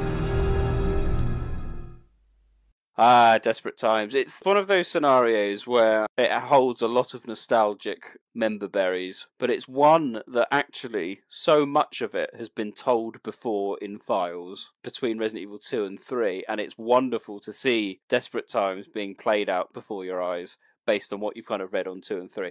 And the connectivity between them is so brilliant, as I'm sure John will explain as we dissect Desperate Times. This is an easy one to place in terms of timeline. Let's not talk about the remake, because I think that's going to murky the waters a lot more. So let's just keep to the original RE2 and 3. Timeline placement, John. We are pre-Resident Evil 2, aren't we? Yeah, I always had this one down as the evening of September 27th. As you say, if you read the dated files in Resident Evil 2 and 3, which explain the various police encounters with the zombies, etc., it sort of narrows down the time window somewhat. And there is one file in particular, the operation report by Elliot Edward, which is dated September 28th at 2:30 in the morning, where Elliot basically says there's only 4 people left. So in Desperate Times, there's quite a lot of police NPCs still alive, so it obviously has to take place before then. There's also the fact that the intro of Resident Evil 3, which shows the massive police mobilisation against the zombies on the streets, we know from a photograph file in that game that also takes place on September 27th, but we can also see simultaneously that the UBCS are being deployed as well, and we know from files that they get deployed on the 26th. So the intro of Resident Evil 3 must take place shortly after midnight on the 27th, and then Desperate Times follows later that same day in the evening, which would explain why there's still some police left alive, but the station is still largely deserted because most of them were killed in the intro to RE3. So September 27th, whilst not 100% confirmed, is pretty nailed on, I think. You're absolutely right about the NPCs. This is one of my favourite scenarios for NPCs because there's so many floating around, whether they be in the prison cells or R.P.D. officers scattered around. It's always nice to see because it's not something we're actually that used to in the RE series. We're always too late to the party in so many of these games, and I enjoyed it. And what's good about Desperate Times, at the beginning we get a lot of exposition. We get Marvin, everyone loves a bit of Marvin, and introduced to Rita as well. And I think it's quite quick off the block as to exactly what you do. They explain, this is not a good place to go, we need some help, and the officers are talking about a secret way out through the statue, and Rita saying, I can probably fit through it. So you're kind of like told what you need to do, and then when you inspect that part of the statue, you can see that there's four missing pieces? Five missing pieces. So it's quite clear, unlike, say, Flashback, where the objective to destroy the bulbs. This one is what you're referring to earlier, Sean, has been a little bit more telegraphed, a little bit more obvious what the mission is, because all the Outbreak scenarios are mission based to an extent. Yeah. This one's a little like, okay, this is what I need to do. Yeah, it's definitely the most straightforward, probably one of the easiest scenarios as well. Yes, it is easy. It's just zombies, and I think I only encountered one licker, I think. Yeah. On my version. I didn't encounter any. Yeah, you would have done one, Nick. There's no way you'd have missed that corridor, surely. I didn't. The corridor down to the basement from the East office, that's changed quite a lot in Outbreak File 2. It's got a lot of taxidermy, deer heads and stuff in it. There's a licker in there, in easy. Sure. Oh no, because I did this one on normal. Bit the bullet and did this one on normal, so I can't speak for you then, Nick. Sorry, I'm trying to correct you, and you'd be right. The only licker I saw was the one crawling on the window, like Claire and Leon see. Easy mode's too easy. On this chapter, I didn't struggle. I did it in 35 minutes. You'll start in the main hall as well, which gives you a big advantage. Because on normal mode, you start in the eastern office, and the door back to the main hall is locked from the other side. So you have to go all the way around the houses, through into the basement and through the ventilation shaft, and then come back in via the front entrance. Ah, right. Yes. No, you're spot on. Yeah, I started in the R.P.D. straight away.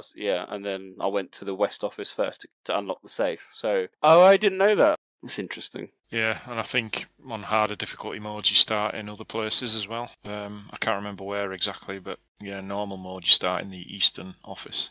But I love this scenario. I mean, it really gives me like Assault on Precinct 13 vibes. You know, Yeah.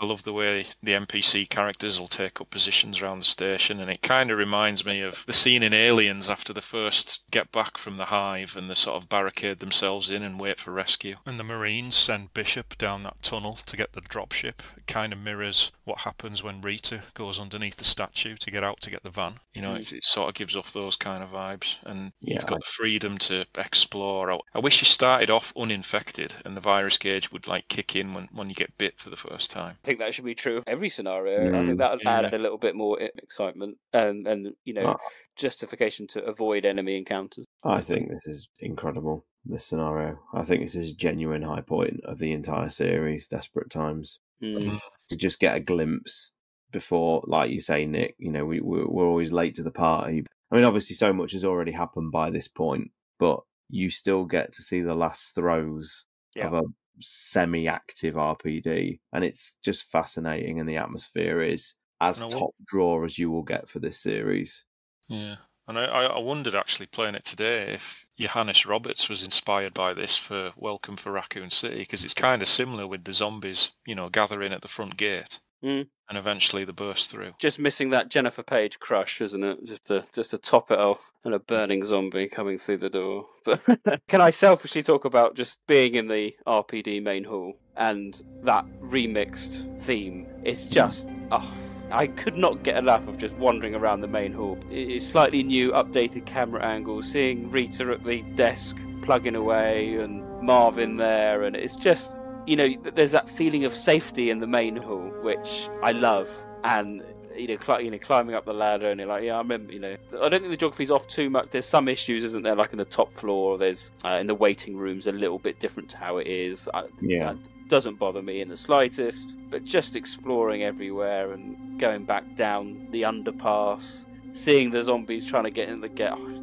Just wonderful. Do they ruin it with the gas? Let's tuck the elephant in the room. I said in the first episode that I feel like, File 2 is a step down personally for me, because every scenario is ruined by some mechanical factor, and this is definitely the Achilles heel that takes a shine off a little bit, I think. It's just a nonsense mechanic. And I, for one, once again, forgot when the gas kicks in. I had it in my head that it only kicks in the basement, because I think the first time I ever played it, that was when it kicked in for me the first time. And so I just associated, as soon as I'm all right in the first floor, only in the basement I'm going to have problems. But no. So it caught me out a few times. Oh my God, does your virus gauge go up quick? Yeah.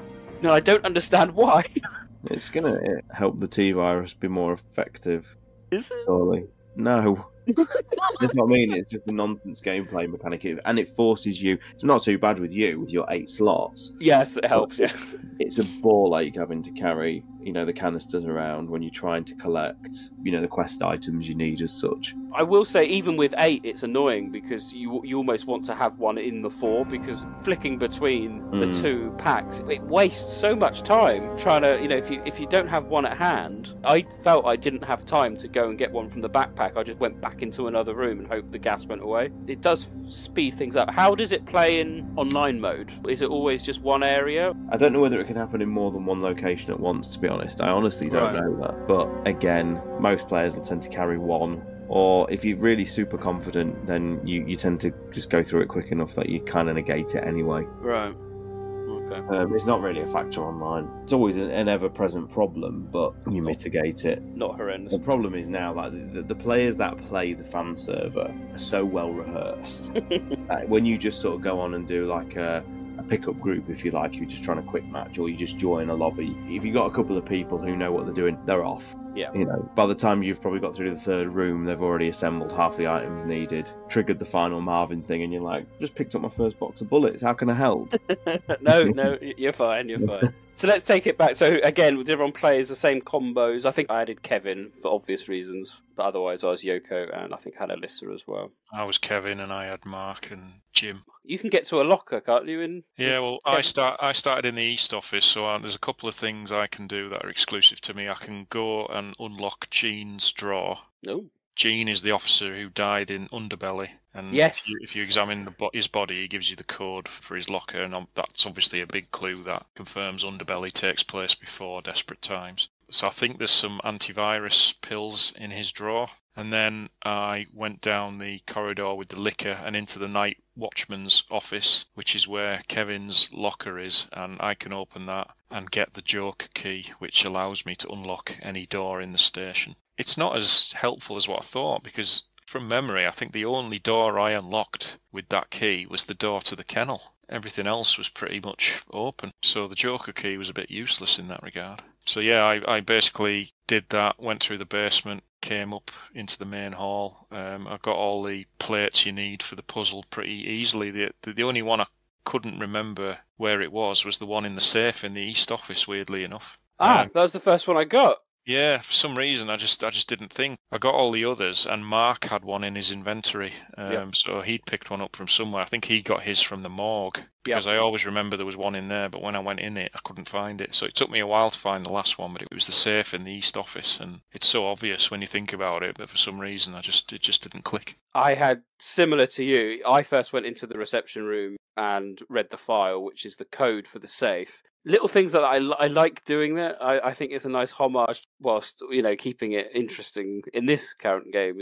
Read the file, get the code, go to the safe. 2236, I believe, was the code. So that I got that one first. Went back, no issues so far. Then I went to the witness interrogation room. I was ambushed by a leaning zombie out the window, which was nice. I appreciate jump moments in Resident Evil. So I went into the witness room. Again, might just be me. Was it obvious that the table could be moved? Well, no, but I think obviously because the other door, you get the description saying it's broken or something, you can't get in. So there was obviously a way into it. Because you could see those things in it. Just a process of elimination, I suppose, by investigating things in that room. Do you not push everything, Nick? You see, do you not even give it a little trick? I don't know. I'm not sure I do. Perhaps I should. I had a nice moment though, because I crawled into that room because the shotgun's in the other room. So I picked that up, and then I heard banging of the door, not my door, because you said that door's broken. So they were obviously coming into the room that I'd just been in, and so I waited for them to go in, but you can't see the camera angle, you can't move it. So I just waited, and then I heard more banging. I thought, oh my god, this is getting bad to worse. So another one came in, and I thought, oh, I can't wait, I'm just going to have to go. And I came in and they're gone. And they completely disappeared. So 2 zombies must have come in and then decided to leave, which was really odd. I don't know what the mechanics are there and how that works with kind of, the zombies coming in. But 2 came in. I never saw them, mind, because I was in the other room. But by the time I crawled back into that room, they completely left. So there we go. For me, that was the second plate. And then I went back through the East office. Alyssa was there. She said hello. She had the third plate, which I think, like you, John, she had got from the morgue. And then as I was going back to the main hall, that's when I had my first gas encounter at that point, and it scared the bejeebers out of me. I was like, oh my god, because I was not ready, because I thought it was down in the basement, and so I had to quickly find a canister, because I didn't have one on me. I'd foolishly not picked them up until I knew I was going to approach the basement, but thankfully I wasn't punished too much. But I have to be honest, that really was the only issue I had, just maintaining that kind of gas element, and it took me out of the moment that I wasn't expecting. I'll talk about downstairs in a minute. Sean, what about you? I took Kevin with me because I thought it was fitting, given it was his scenario. I played as Alyssa, obviously, and I took David. I don't really know why, but took him with me. I'm pretty much the same as you guys. I went to the statue, lost the unicorn medal somewhere, and to this day I don't know where I put it. But you can use that to unlock a picture in the East Wing outside the press room. Yes, you can. It was bonus the eagle, but I had to forego that because I had no idea what it was. Pretty straightforward. I ran into Kevin downstairs in the basement. He had one of the plates. And like John says, you start in the East office and then you have to go downstairs and then escape through a little hatch in the car park, the lower car park. Mm-hmm. And that leads to one of my all-time favourite sort of areas, which is the outside of the R.P.D. at what you assume to be sunset. It's got a real nice aesthetic, nice glow to it. I've always liked it, and it's always helped to sort of place its time in the days, because it actually gives you a time of day, if you like. Didn't really run into any problems until I got to the very last plate, and I just could not remember what I'd done wrong. I had this thing in my brain that I thought it was from Ben, but he needed a secret file, and I couldn't remember where the secret file was because when I was going around the power room, I was getting chased by a very fast zombie. He didn't think to check the desk. Again, not obvious though, is it? I mean, I have to be honest, it's really not obvious. No, once you know it. And it was only when I'd literally exhausted every other avenue and was just literally going back through rooms again that I thought, I'll just see what was in that desk. And it obviously had the secret file in to give to Ben. Yep. And you get a nice little unique interaction with Alyssa where he tells you, it's only through screen text, it's not a cutscene or anything like that, but he'll tell you that in giving the secret file, he will let Alyssa take credit for exposing Irons.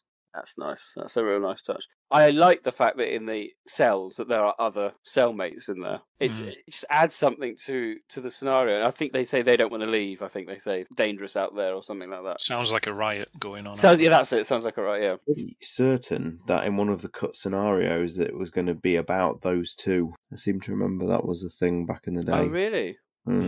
They were definitely going to turn up again, and I'm pretty sure they're playable if you've got the File 3 characters unlocked through a Game Shark hack. Yes.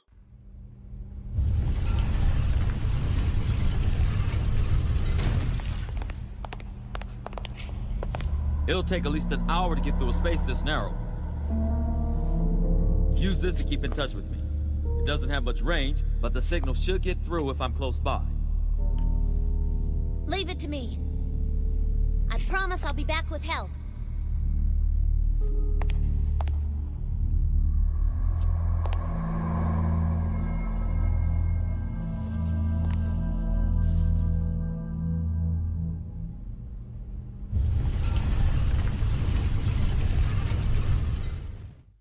So there's a thing, you can keep going back to Ben and giving him evidence, can't you? And he'll keep giving you items. Well, when you put all the plates in place and trigger the cutscene, so Rita disappears. All the NPCs disappear, they're basically killed. Aaron is killed on the stairwell, Fred is killed on the heliport, and Tony, who is originally in the reception room, he goes down to the kennels to get the dogs, and his body's in there, and they each have a roll of film on them where they've been gathering evidence against Chief Irons. So if you collect those rolls of film and give them to Ben, he will give you extra items, yeah. Completely optional, but a nice little bonus thing you want if you want to do, because you are basically at the end at this point, once you've got the last plate. Yeah, and you're on a timer as well. I thought, when it gives you the options, you want all the survivors to gather, and you say no. I thought you had free reign to sort of go around and take as much time as you need, but you don't. After about 10 minutes, it triggers automatically with Marvin telling everyone to get to the front of the station. You can actually delay it by, if you pick up the padlock key, you can go up to the heliport and unlock the door next to the water tower, and there is 6 planks of wood in there. Each one takes up an individual item slot, but every plank you pick up, you can bolt it against the main gates where the zombies are gathering, and that gives you an extra couple of minutes to go around and find some more ammo. I have never known that. Oh, nice. That's amazing. Yeah. And a nice little thing they repeated in Remake 2. Yeah. Boarding up all the windows and stuff. And that's a cool thing you could do online. One of you can go and do, two of you go off and do that, to save a bit of time. The others go searching for some ammo before the end. I knew of the padlock key, but for some reason my brain was just thinking there's like a submachine gun behind it or something like that. I didn't realise that. Yeah, and the other key you can get, you mentioned this off air, Sean, but the Ace key, which unlocks the safe on the top of the shelf inside the second floor secretary's office. The key for that is once Tony moves down to the kennels and is killed by the dogs, he's got the key on his body. Ah, right. That's why I couldn't find it then, because I went to the kennels before that. Yeah.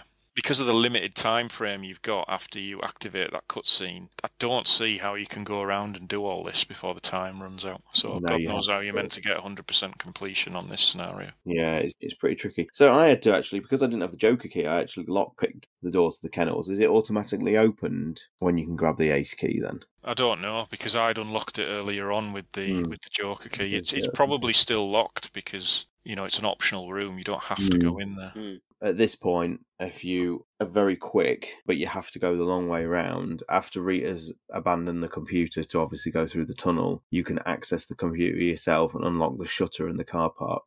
And if you're quick, because by this point you can't go out the front doors and go to the car park that way, because that'll trigger the final bit with Marvin, because you'll get bitten. If you go all the way around, you can actually go to an area you couldn't go in Resident Evil 2, which is up the shutters and up the ramp, which is kind of the same ramp that you would see in Remake 2 when you go out into the streets. It's that kind of ramp. And there's another film there, I think, and a submachine gun. Yeah, and you get that really cool camera angle from like where you can see the body inside the van. And blood all against the glass. Yeah. Wow, that's cool. I missed that, I must admit. I'd forgotten about the timer. I just thought when you used the computer I could go down whenever, but when I tried to hit the button in the car park it wouldn't work, because I'd obviously taken too long. That's where I had my first NPC death, because Kevin dropped dead. I assume his virus gauge completed, and because he was running around him fine, but then he just literally just dropped dead.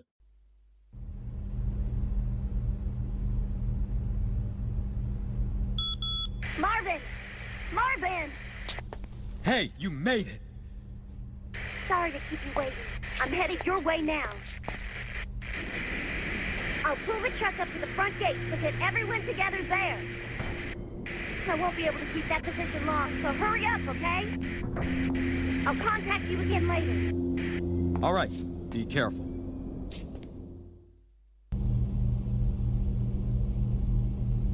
Listen up, everyone. Help's on the way. Get to the front lobby.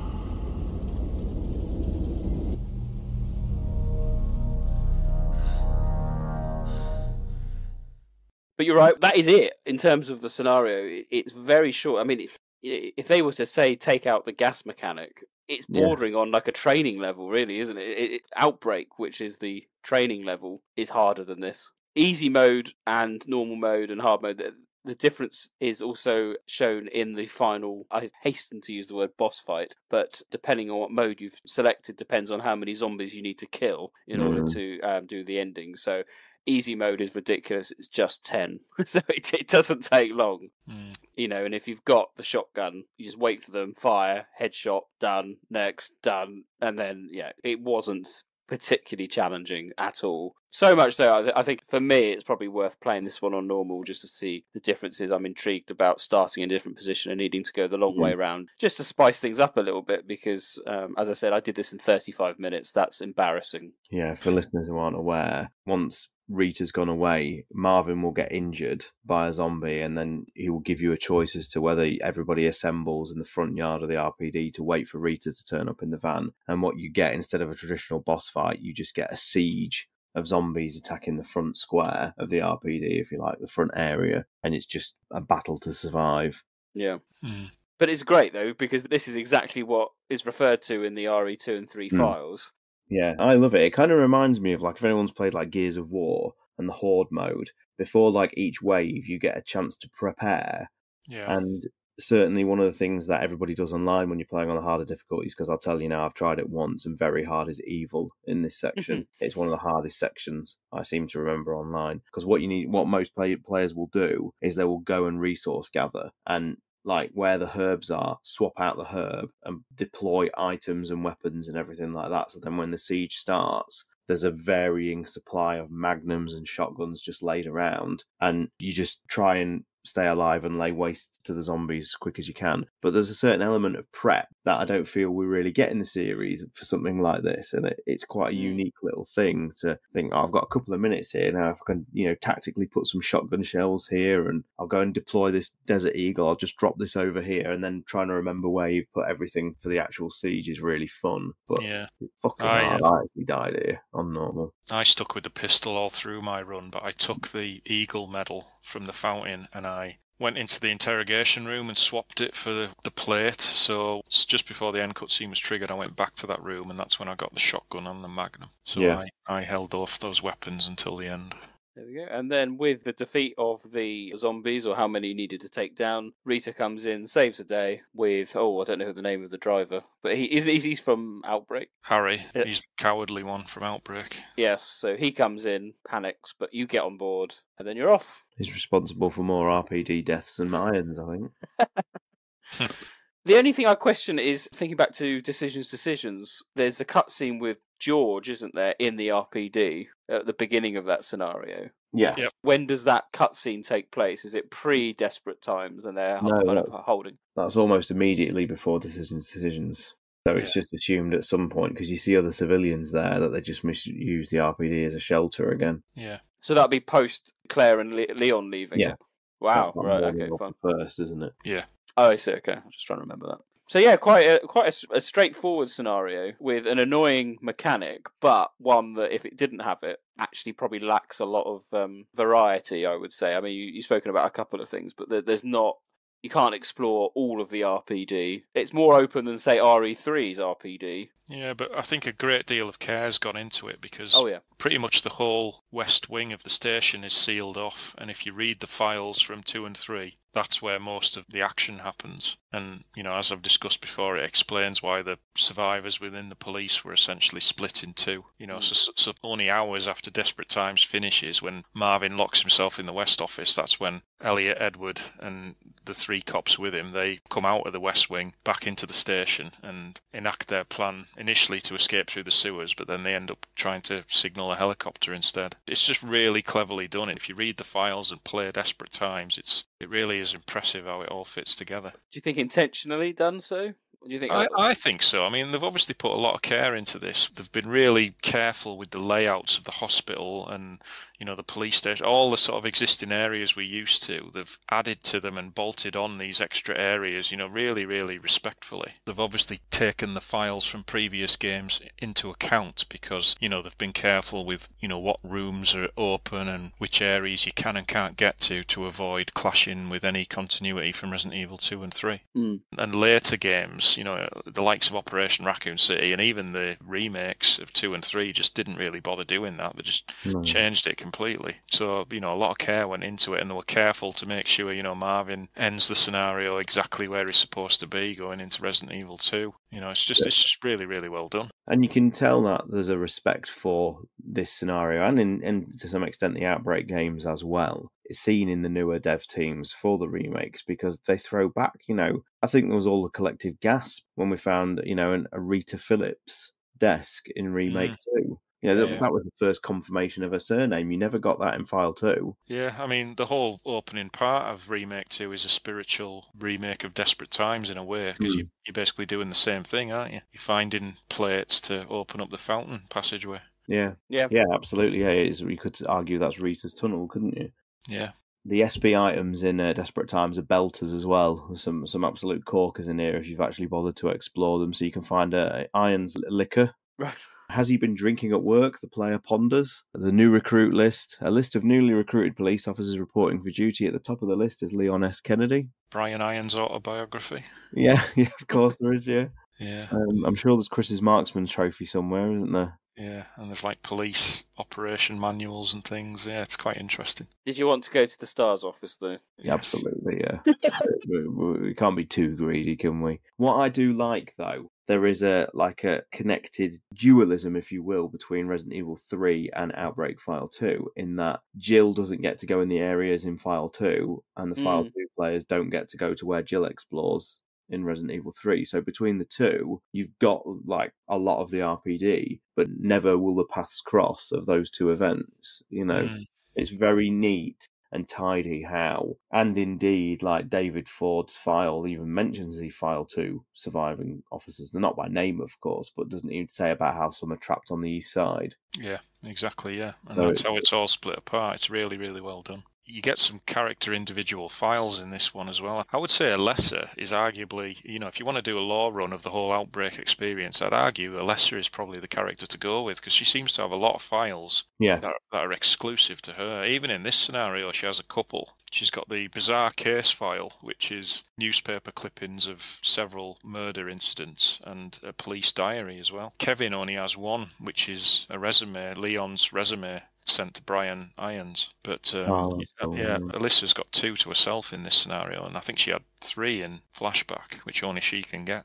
Obviously you get the neat little interaction with Ben, and yeah, exactly. She's becoming the most valuable player of Outbreak, and obviously she returns amazingly in Resident Evil 7 out of the blue. I like to headcanon she's the reporter in Revelations 1 and 2, because why can't it be? Yeah. Exactly, yeah. Why not?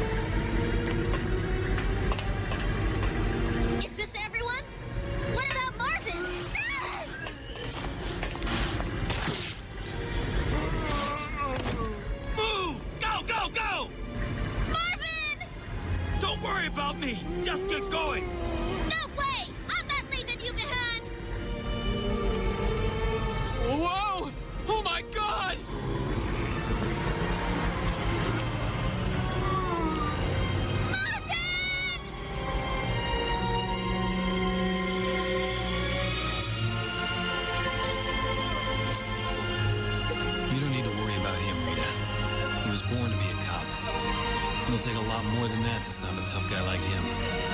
Hell, we haven't even finished training the new recruits yet. Right, Marvin?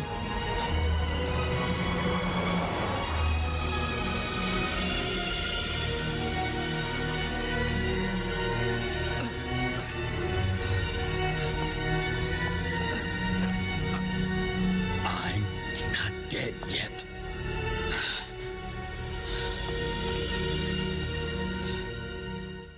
Let's have some concluding thoughts then on these scenarios. How do they hold up out of the 5 in File 2, and then out of the 10, where do we see these ones? I think the 2 are the very best. Flashback is special, I think, because it's a very unique setting. You know, it's completely different to any other scenario. We get a massive outdoor area. You know, we get this really creepy, crumbling hospital. We get quite a unique stalker enemy. It's a scenario that's got quite a detailed and loaded backstory. And then on the opposite scale, you've got Desperate Times, which is just full of nostalgia. It's nice and stripped back. It's just about, you know, barricading yourselves in and then surviving a zombie onslaught. There's no stupid monsters in it. There's no fantastical elements. You know, it's just a gritty survival story, you know, with links to some of the main series games. So both, you know, very, very contrasting yet equally good scenarios, I would say. I'd agree about the kind of zombie onslaught. I'm pleased that they didn't put in something huge in the R.P.D. main hall, for example, as the end boss. You know, they've done that before with like Umbrella Chronicles, haven't they? Oh, but look, you fight Lisa Trevor in the main hall, or Sergey and Ivan were here a minute ago, and you're like, yeah, fine.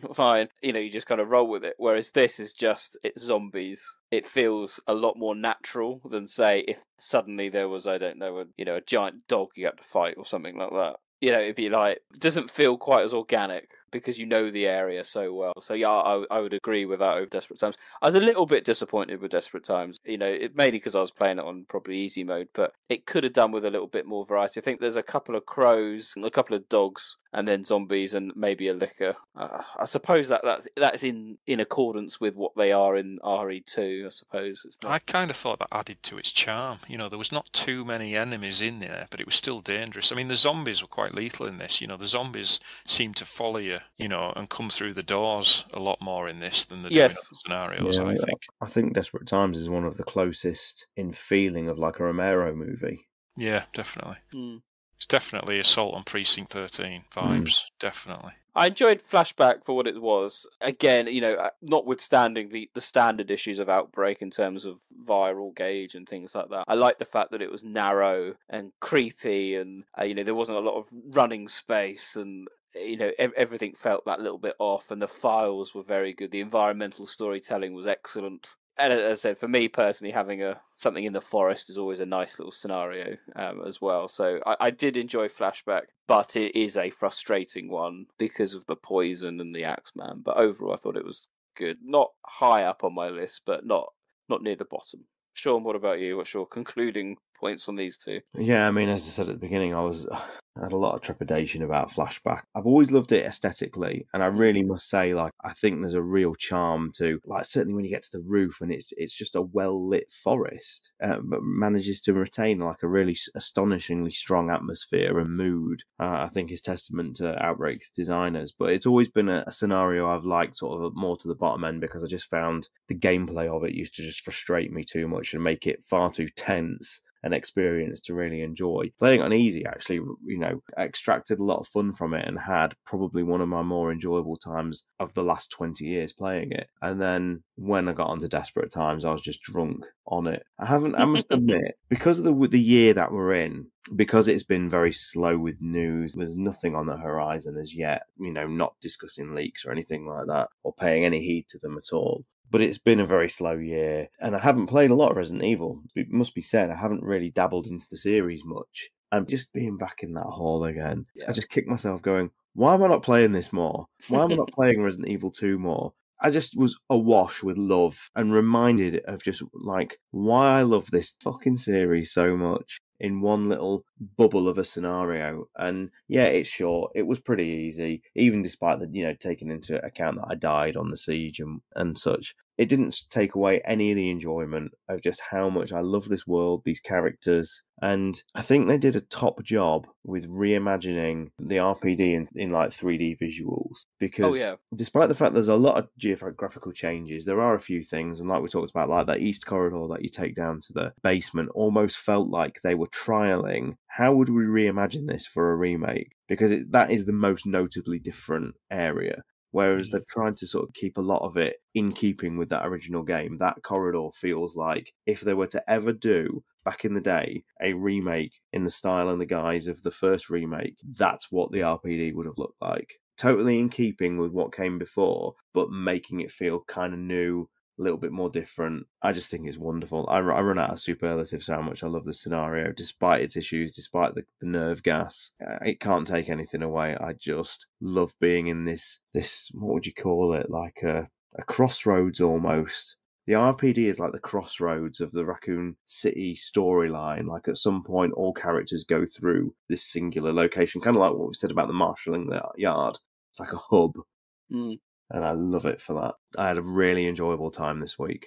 I can't lie at all. It was really, really fun. Thank you, guys. We've only got one scenario left, which is End of the Road, appropriately. Another monster scenario to cover, and we'll be looking to do that in the new year. I don't think I've ever completed End of the Road. I think I got to the... I think Nick's got me, and I thought that'll do. Close enough. So I will aim to do one better next time. But that will be our next Happy Birthday Outbreak File 2. But that does finish our coverage of Flashback and Desperate Times. And we now turn our attention to the season finale, Neptune's Biohazard Quiz.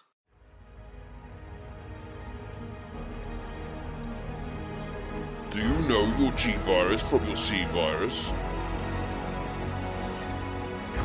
And your Jabberwock from your Bandersnatch? Or perhaps the number of bombs that appear on the Made in Heaven vest?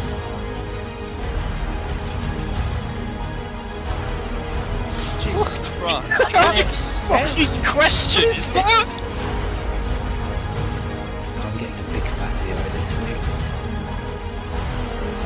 Yeah, I'm not going to get any of these. We've talked about the games straying too far from the origins. This Resident Evil quiz. We're now getting Spice Girls as the correct answer. I mean, it's time to quit.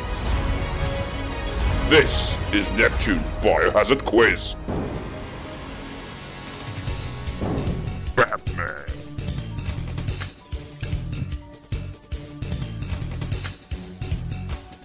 Star Tyrants. George Trevor.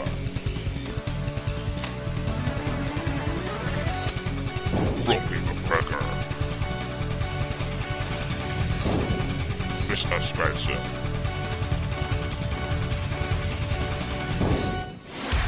Neptune Biohazard Quiz. Welcome, one and all. Are you excited? Of course you are. Of course you are. We have a standard quiz, 5 questions as normal, and then we'll see what happens afterwards. So we've got Outbreak, File 2, Flashback, and Desperate Time themed questions. So clear your desktops, and let's see how we get on with just you two. So it's interesting. So question number 1. The Dorothy plant boss in Flashback has control of those vines we spoke about that pick you up in the room. According to concept art, they have a name. What are they? So what is the name of those vines that pick you up? Question number 2. A welcome return of the Where Am I round. Hopefully, I say with so much trepidation. Right, bear with. I'm loading up the map this time so I don't make a mistake. So listen carefully. So where am I? After crossing the first suspension bridge in Raccoon Forest, I enter the large hospital building and take the first left. I then traverse this corridor and take the only available door on my right. In the next area, I ignore the stairs and take the other door before travelling to the only available room. Where am I? Sorry, can you just go again with that? Yeah. That's evil, Nick. After crossing the suspension bridge in Raccoon Forest, I enter the large hospital building and take the first left. I then traverse this corridor and take the only available door on the right. In the next area, I ignore the stairs and take the other door before travelling to the only room available. Where am I now? Question number 3. You should all get this. The R.P.D, of course, famously has the Heart, Club, Spade, and Diamond key. What new keys for the R.P.D did Desperate Times add? Question 4. Complete the sequence from Desperate Times. The Chief's bookkeeping records, the fax records, invoices. What comes next? So I'll say them again. Chief's bookkeeping records, fax records, invoices. What comes next? And finally, question number 5, completely nothing to do with Outbreak. Where would I find the Shaman, Raptor, and Beast Slate? That's the Shaman, the Raptor, and the Beast Slate. Where would I find them? They are the 5 questions in this series finale. Join us after this when we'll run through those answers.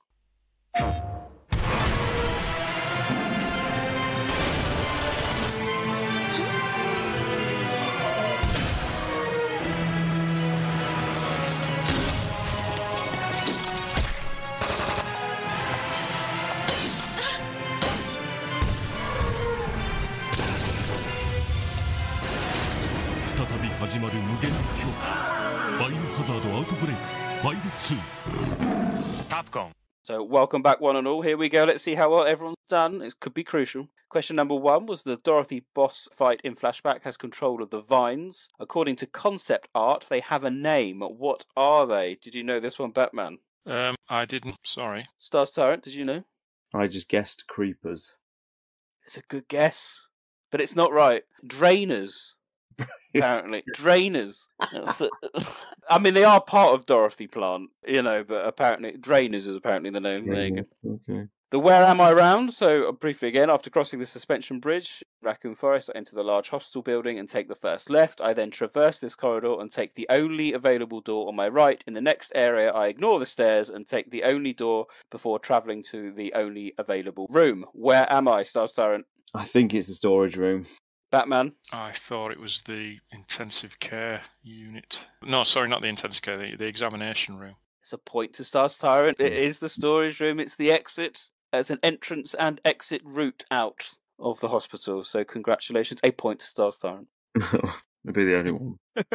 Question 3. The R.P.D famously has the Heart, Club, Spade, and Diamond key. What new keys for the R.P.D did Desperate Times add to kind of add to that theme? Batman? The Ace key and the Joker key. And Stars Tyrant? The Ace and Joker, yes. Correct. There we go. Points on the board. Well done. Well done. Question number 4. Complete the sequence from Desperate Times. The Chief's bookkeeping records, the fax records, invoices. What comes next? Batman? I can't remember. They're the only 3 I could remember, so I'm going to have to say tax records. Do you know what sequence I'm kind of referring to? The films, film A, B, C, and D. That's correct. Well, yes. Yeah, I just can't remember it, so I'm going to have to guess tax records. Tax records. Stars Tyrant? I wasn't sure what these were, so I just said secret file. Secret file, no. Batman is correct in terms of what the sequence is filmed. It's the mayor's daughter. Oh, that's the one I found in the fucking... Bollocks. That's the one I found on the ramp. Yes, I think it's the ramp one, yes. As you were mentioning it earlier, I thought I'd check out. It says in the description, yeah.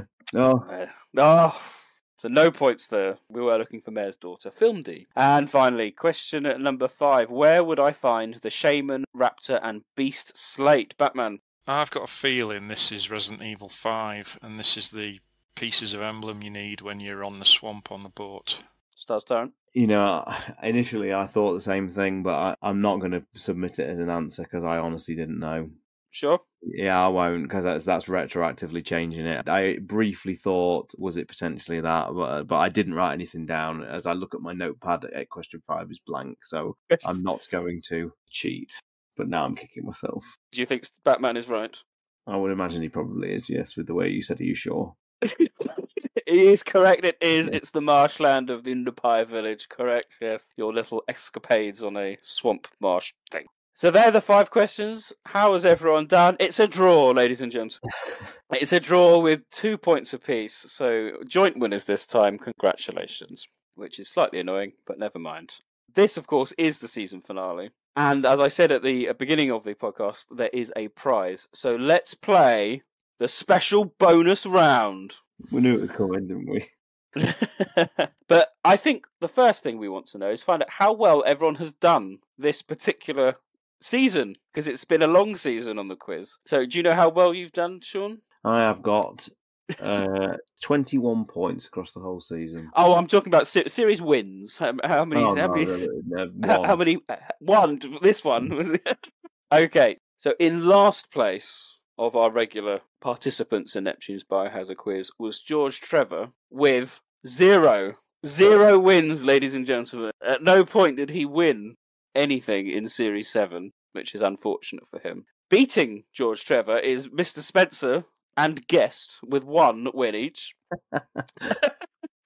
So congratulations. Next, Stars Tyrant with 6 wins. 6, very good. Next is Romby with 7. Mightily impressive, but the series winner overall is Batman with 11 wins.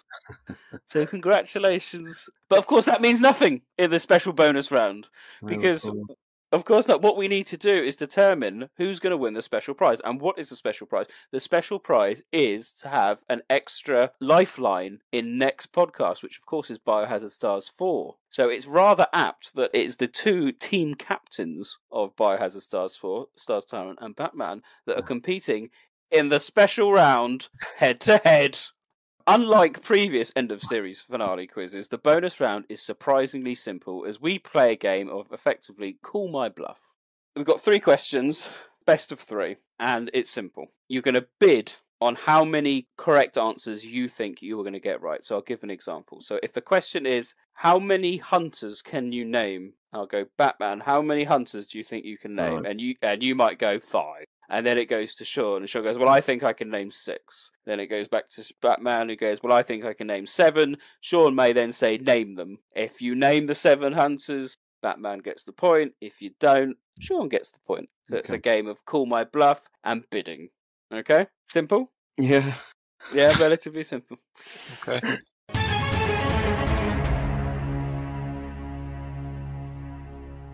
Question number 1. Batman can have the opening bid. How many Weskers can you name? So I'd recommend bidding low. 4. But 4. Sean. Name them. He's got no. Name the 4 Weskers. He got right. Alex, Albert, Derek, Miles. Yes, correct. Well done, well done. That is 4. Sean, disappointing, my friend. You couldn't have bid 5. I'd have never have got Miles, I'm telling you. I don't know how bad my memory is these days. But arguments that you could have had Felicia, Jonah, Irma, Ken, Laura, William, Hero. Clive wouldn't have got you the point, unfortunately, because that's my made-up name for Wesker, but there we go. Congratulations. So 1 point, a good start for Batman.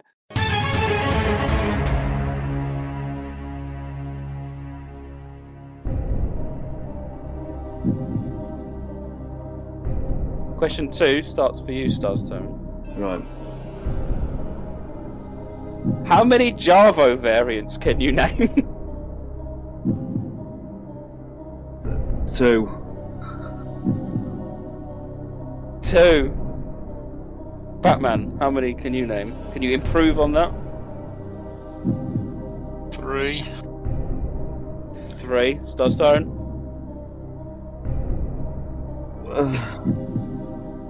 I'll say 4. 4. Batman. Go on then, name them. I will add Javo variants. Yeah. This is awful. This is awful. Juavo. I'm not even. That's 1. I bet Rascal Panjay isn't even a Juavo mutation, is it? No. Juavo's 1. You've said 1, the normal one. Javo, yeah. I'll let you have that. Pass. You can't pass. You said you bid 4. I don't. Then I concede. I yield. Well, then fine, Batman. You need to name 1 more to get the point. Well, I don't know how to pronounce them because they're all Serbian words. Glava Smirch. Yes, correct. Glavo Schmerch or Schmetch, yes, very good. Congratulations. Batman wins season 8 of Neptune's Biohazard Quiz. Thank you all. Very good. That means you have an extra lifeline going in to Biohazard Stars 4. Whether you need it, I don't know. I will reveal more when we record episode 100. But that means, sadly, Stars Tyrant, for your team, which does consist of Romby, you're going in disadvantaged against Batman. How do you feel? I think my brain matter puts me at disadvantage enough as it is. So we're all right. You could have done with a win. So for people listening at home, you could have had Joavo, you could have had Neo Umbrella Joavo, whatever. Glava Schlutz, Glava Schmeck, as John said, Glava Dim, Tello, oh, this is hard, isn't it? Tello Krlushdust, Tello Escapaluja, Tello Magla, Ruka Cavalengi, Ruka Serp, Ruka Bedham, Nogalet, Noga Oklop, Noga Trajanji, Noga Skakanji. I'll take your word for that one, Nick. Yeah, I was leaning towards you with that question because I know you streamed a lot of RE6 and you were told repeatedly all these. I'm not good with that stuff like that. My knowledge more comes from gameplay things. Right. As opposed to like enemy names. And if you were to ask me to name, all the characters in Mercs 3D and name all their alternate costumes, I could probably rattle all them off for you. Oh. But Serbian names for BOWs, it's a tough one. It is tough. But, we must send our congratulations to Batman. Yeah, very good. That does finish Season 8 of Neptune's Biohazard Quiz. Join us in episode 101 when we start Series 9 of Neptune's Biohazard Quiz. So thank you all for listening. We hope you enjoyed the end of the quiz, but also our main focal point of Flashback and Desperate Times. It's been good fun, and as I've mentioned, next up is episode 100. Our proper episode 100, where we're doing Biohazard Stars 4. It is almost prepared, almost ready. It's going to be funny, I hope. I'm sure it will run very smooth. Famous last words, but you can look forward to that. With any luck, we're going to be recording that live on our Discord if you want to join. There's links on our website if you want to join the Discord. But if you don't like Discord, not to worry. It will be out, recorded and edited, and probably potentially a better listening experience because all sound effects will be added in, which will be better than perhaps listening to live. But if you do want to join us live, then by all means come along and we'll put some advertising out as to when that is happening. On that note, I would like to thank everyone for listening. It is goodbye from me, Neptune. Goodbye from me, Batman. And goodbye from me, Stars Tyrant.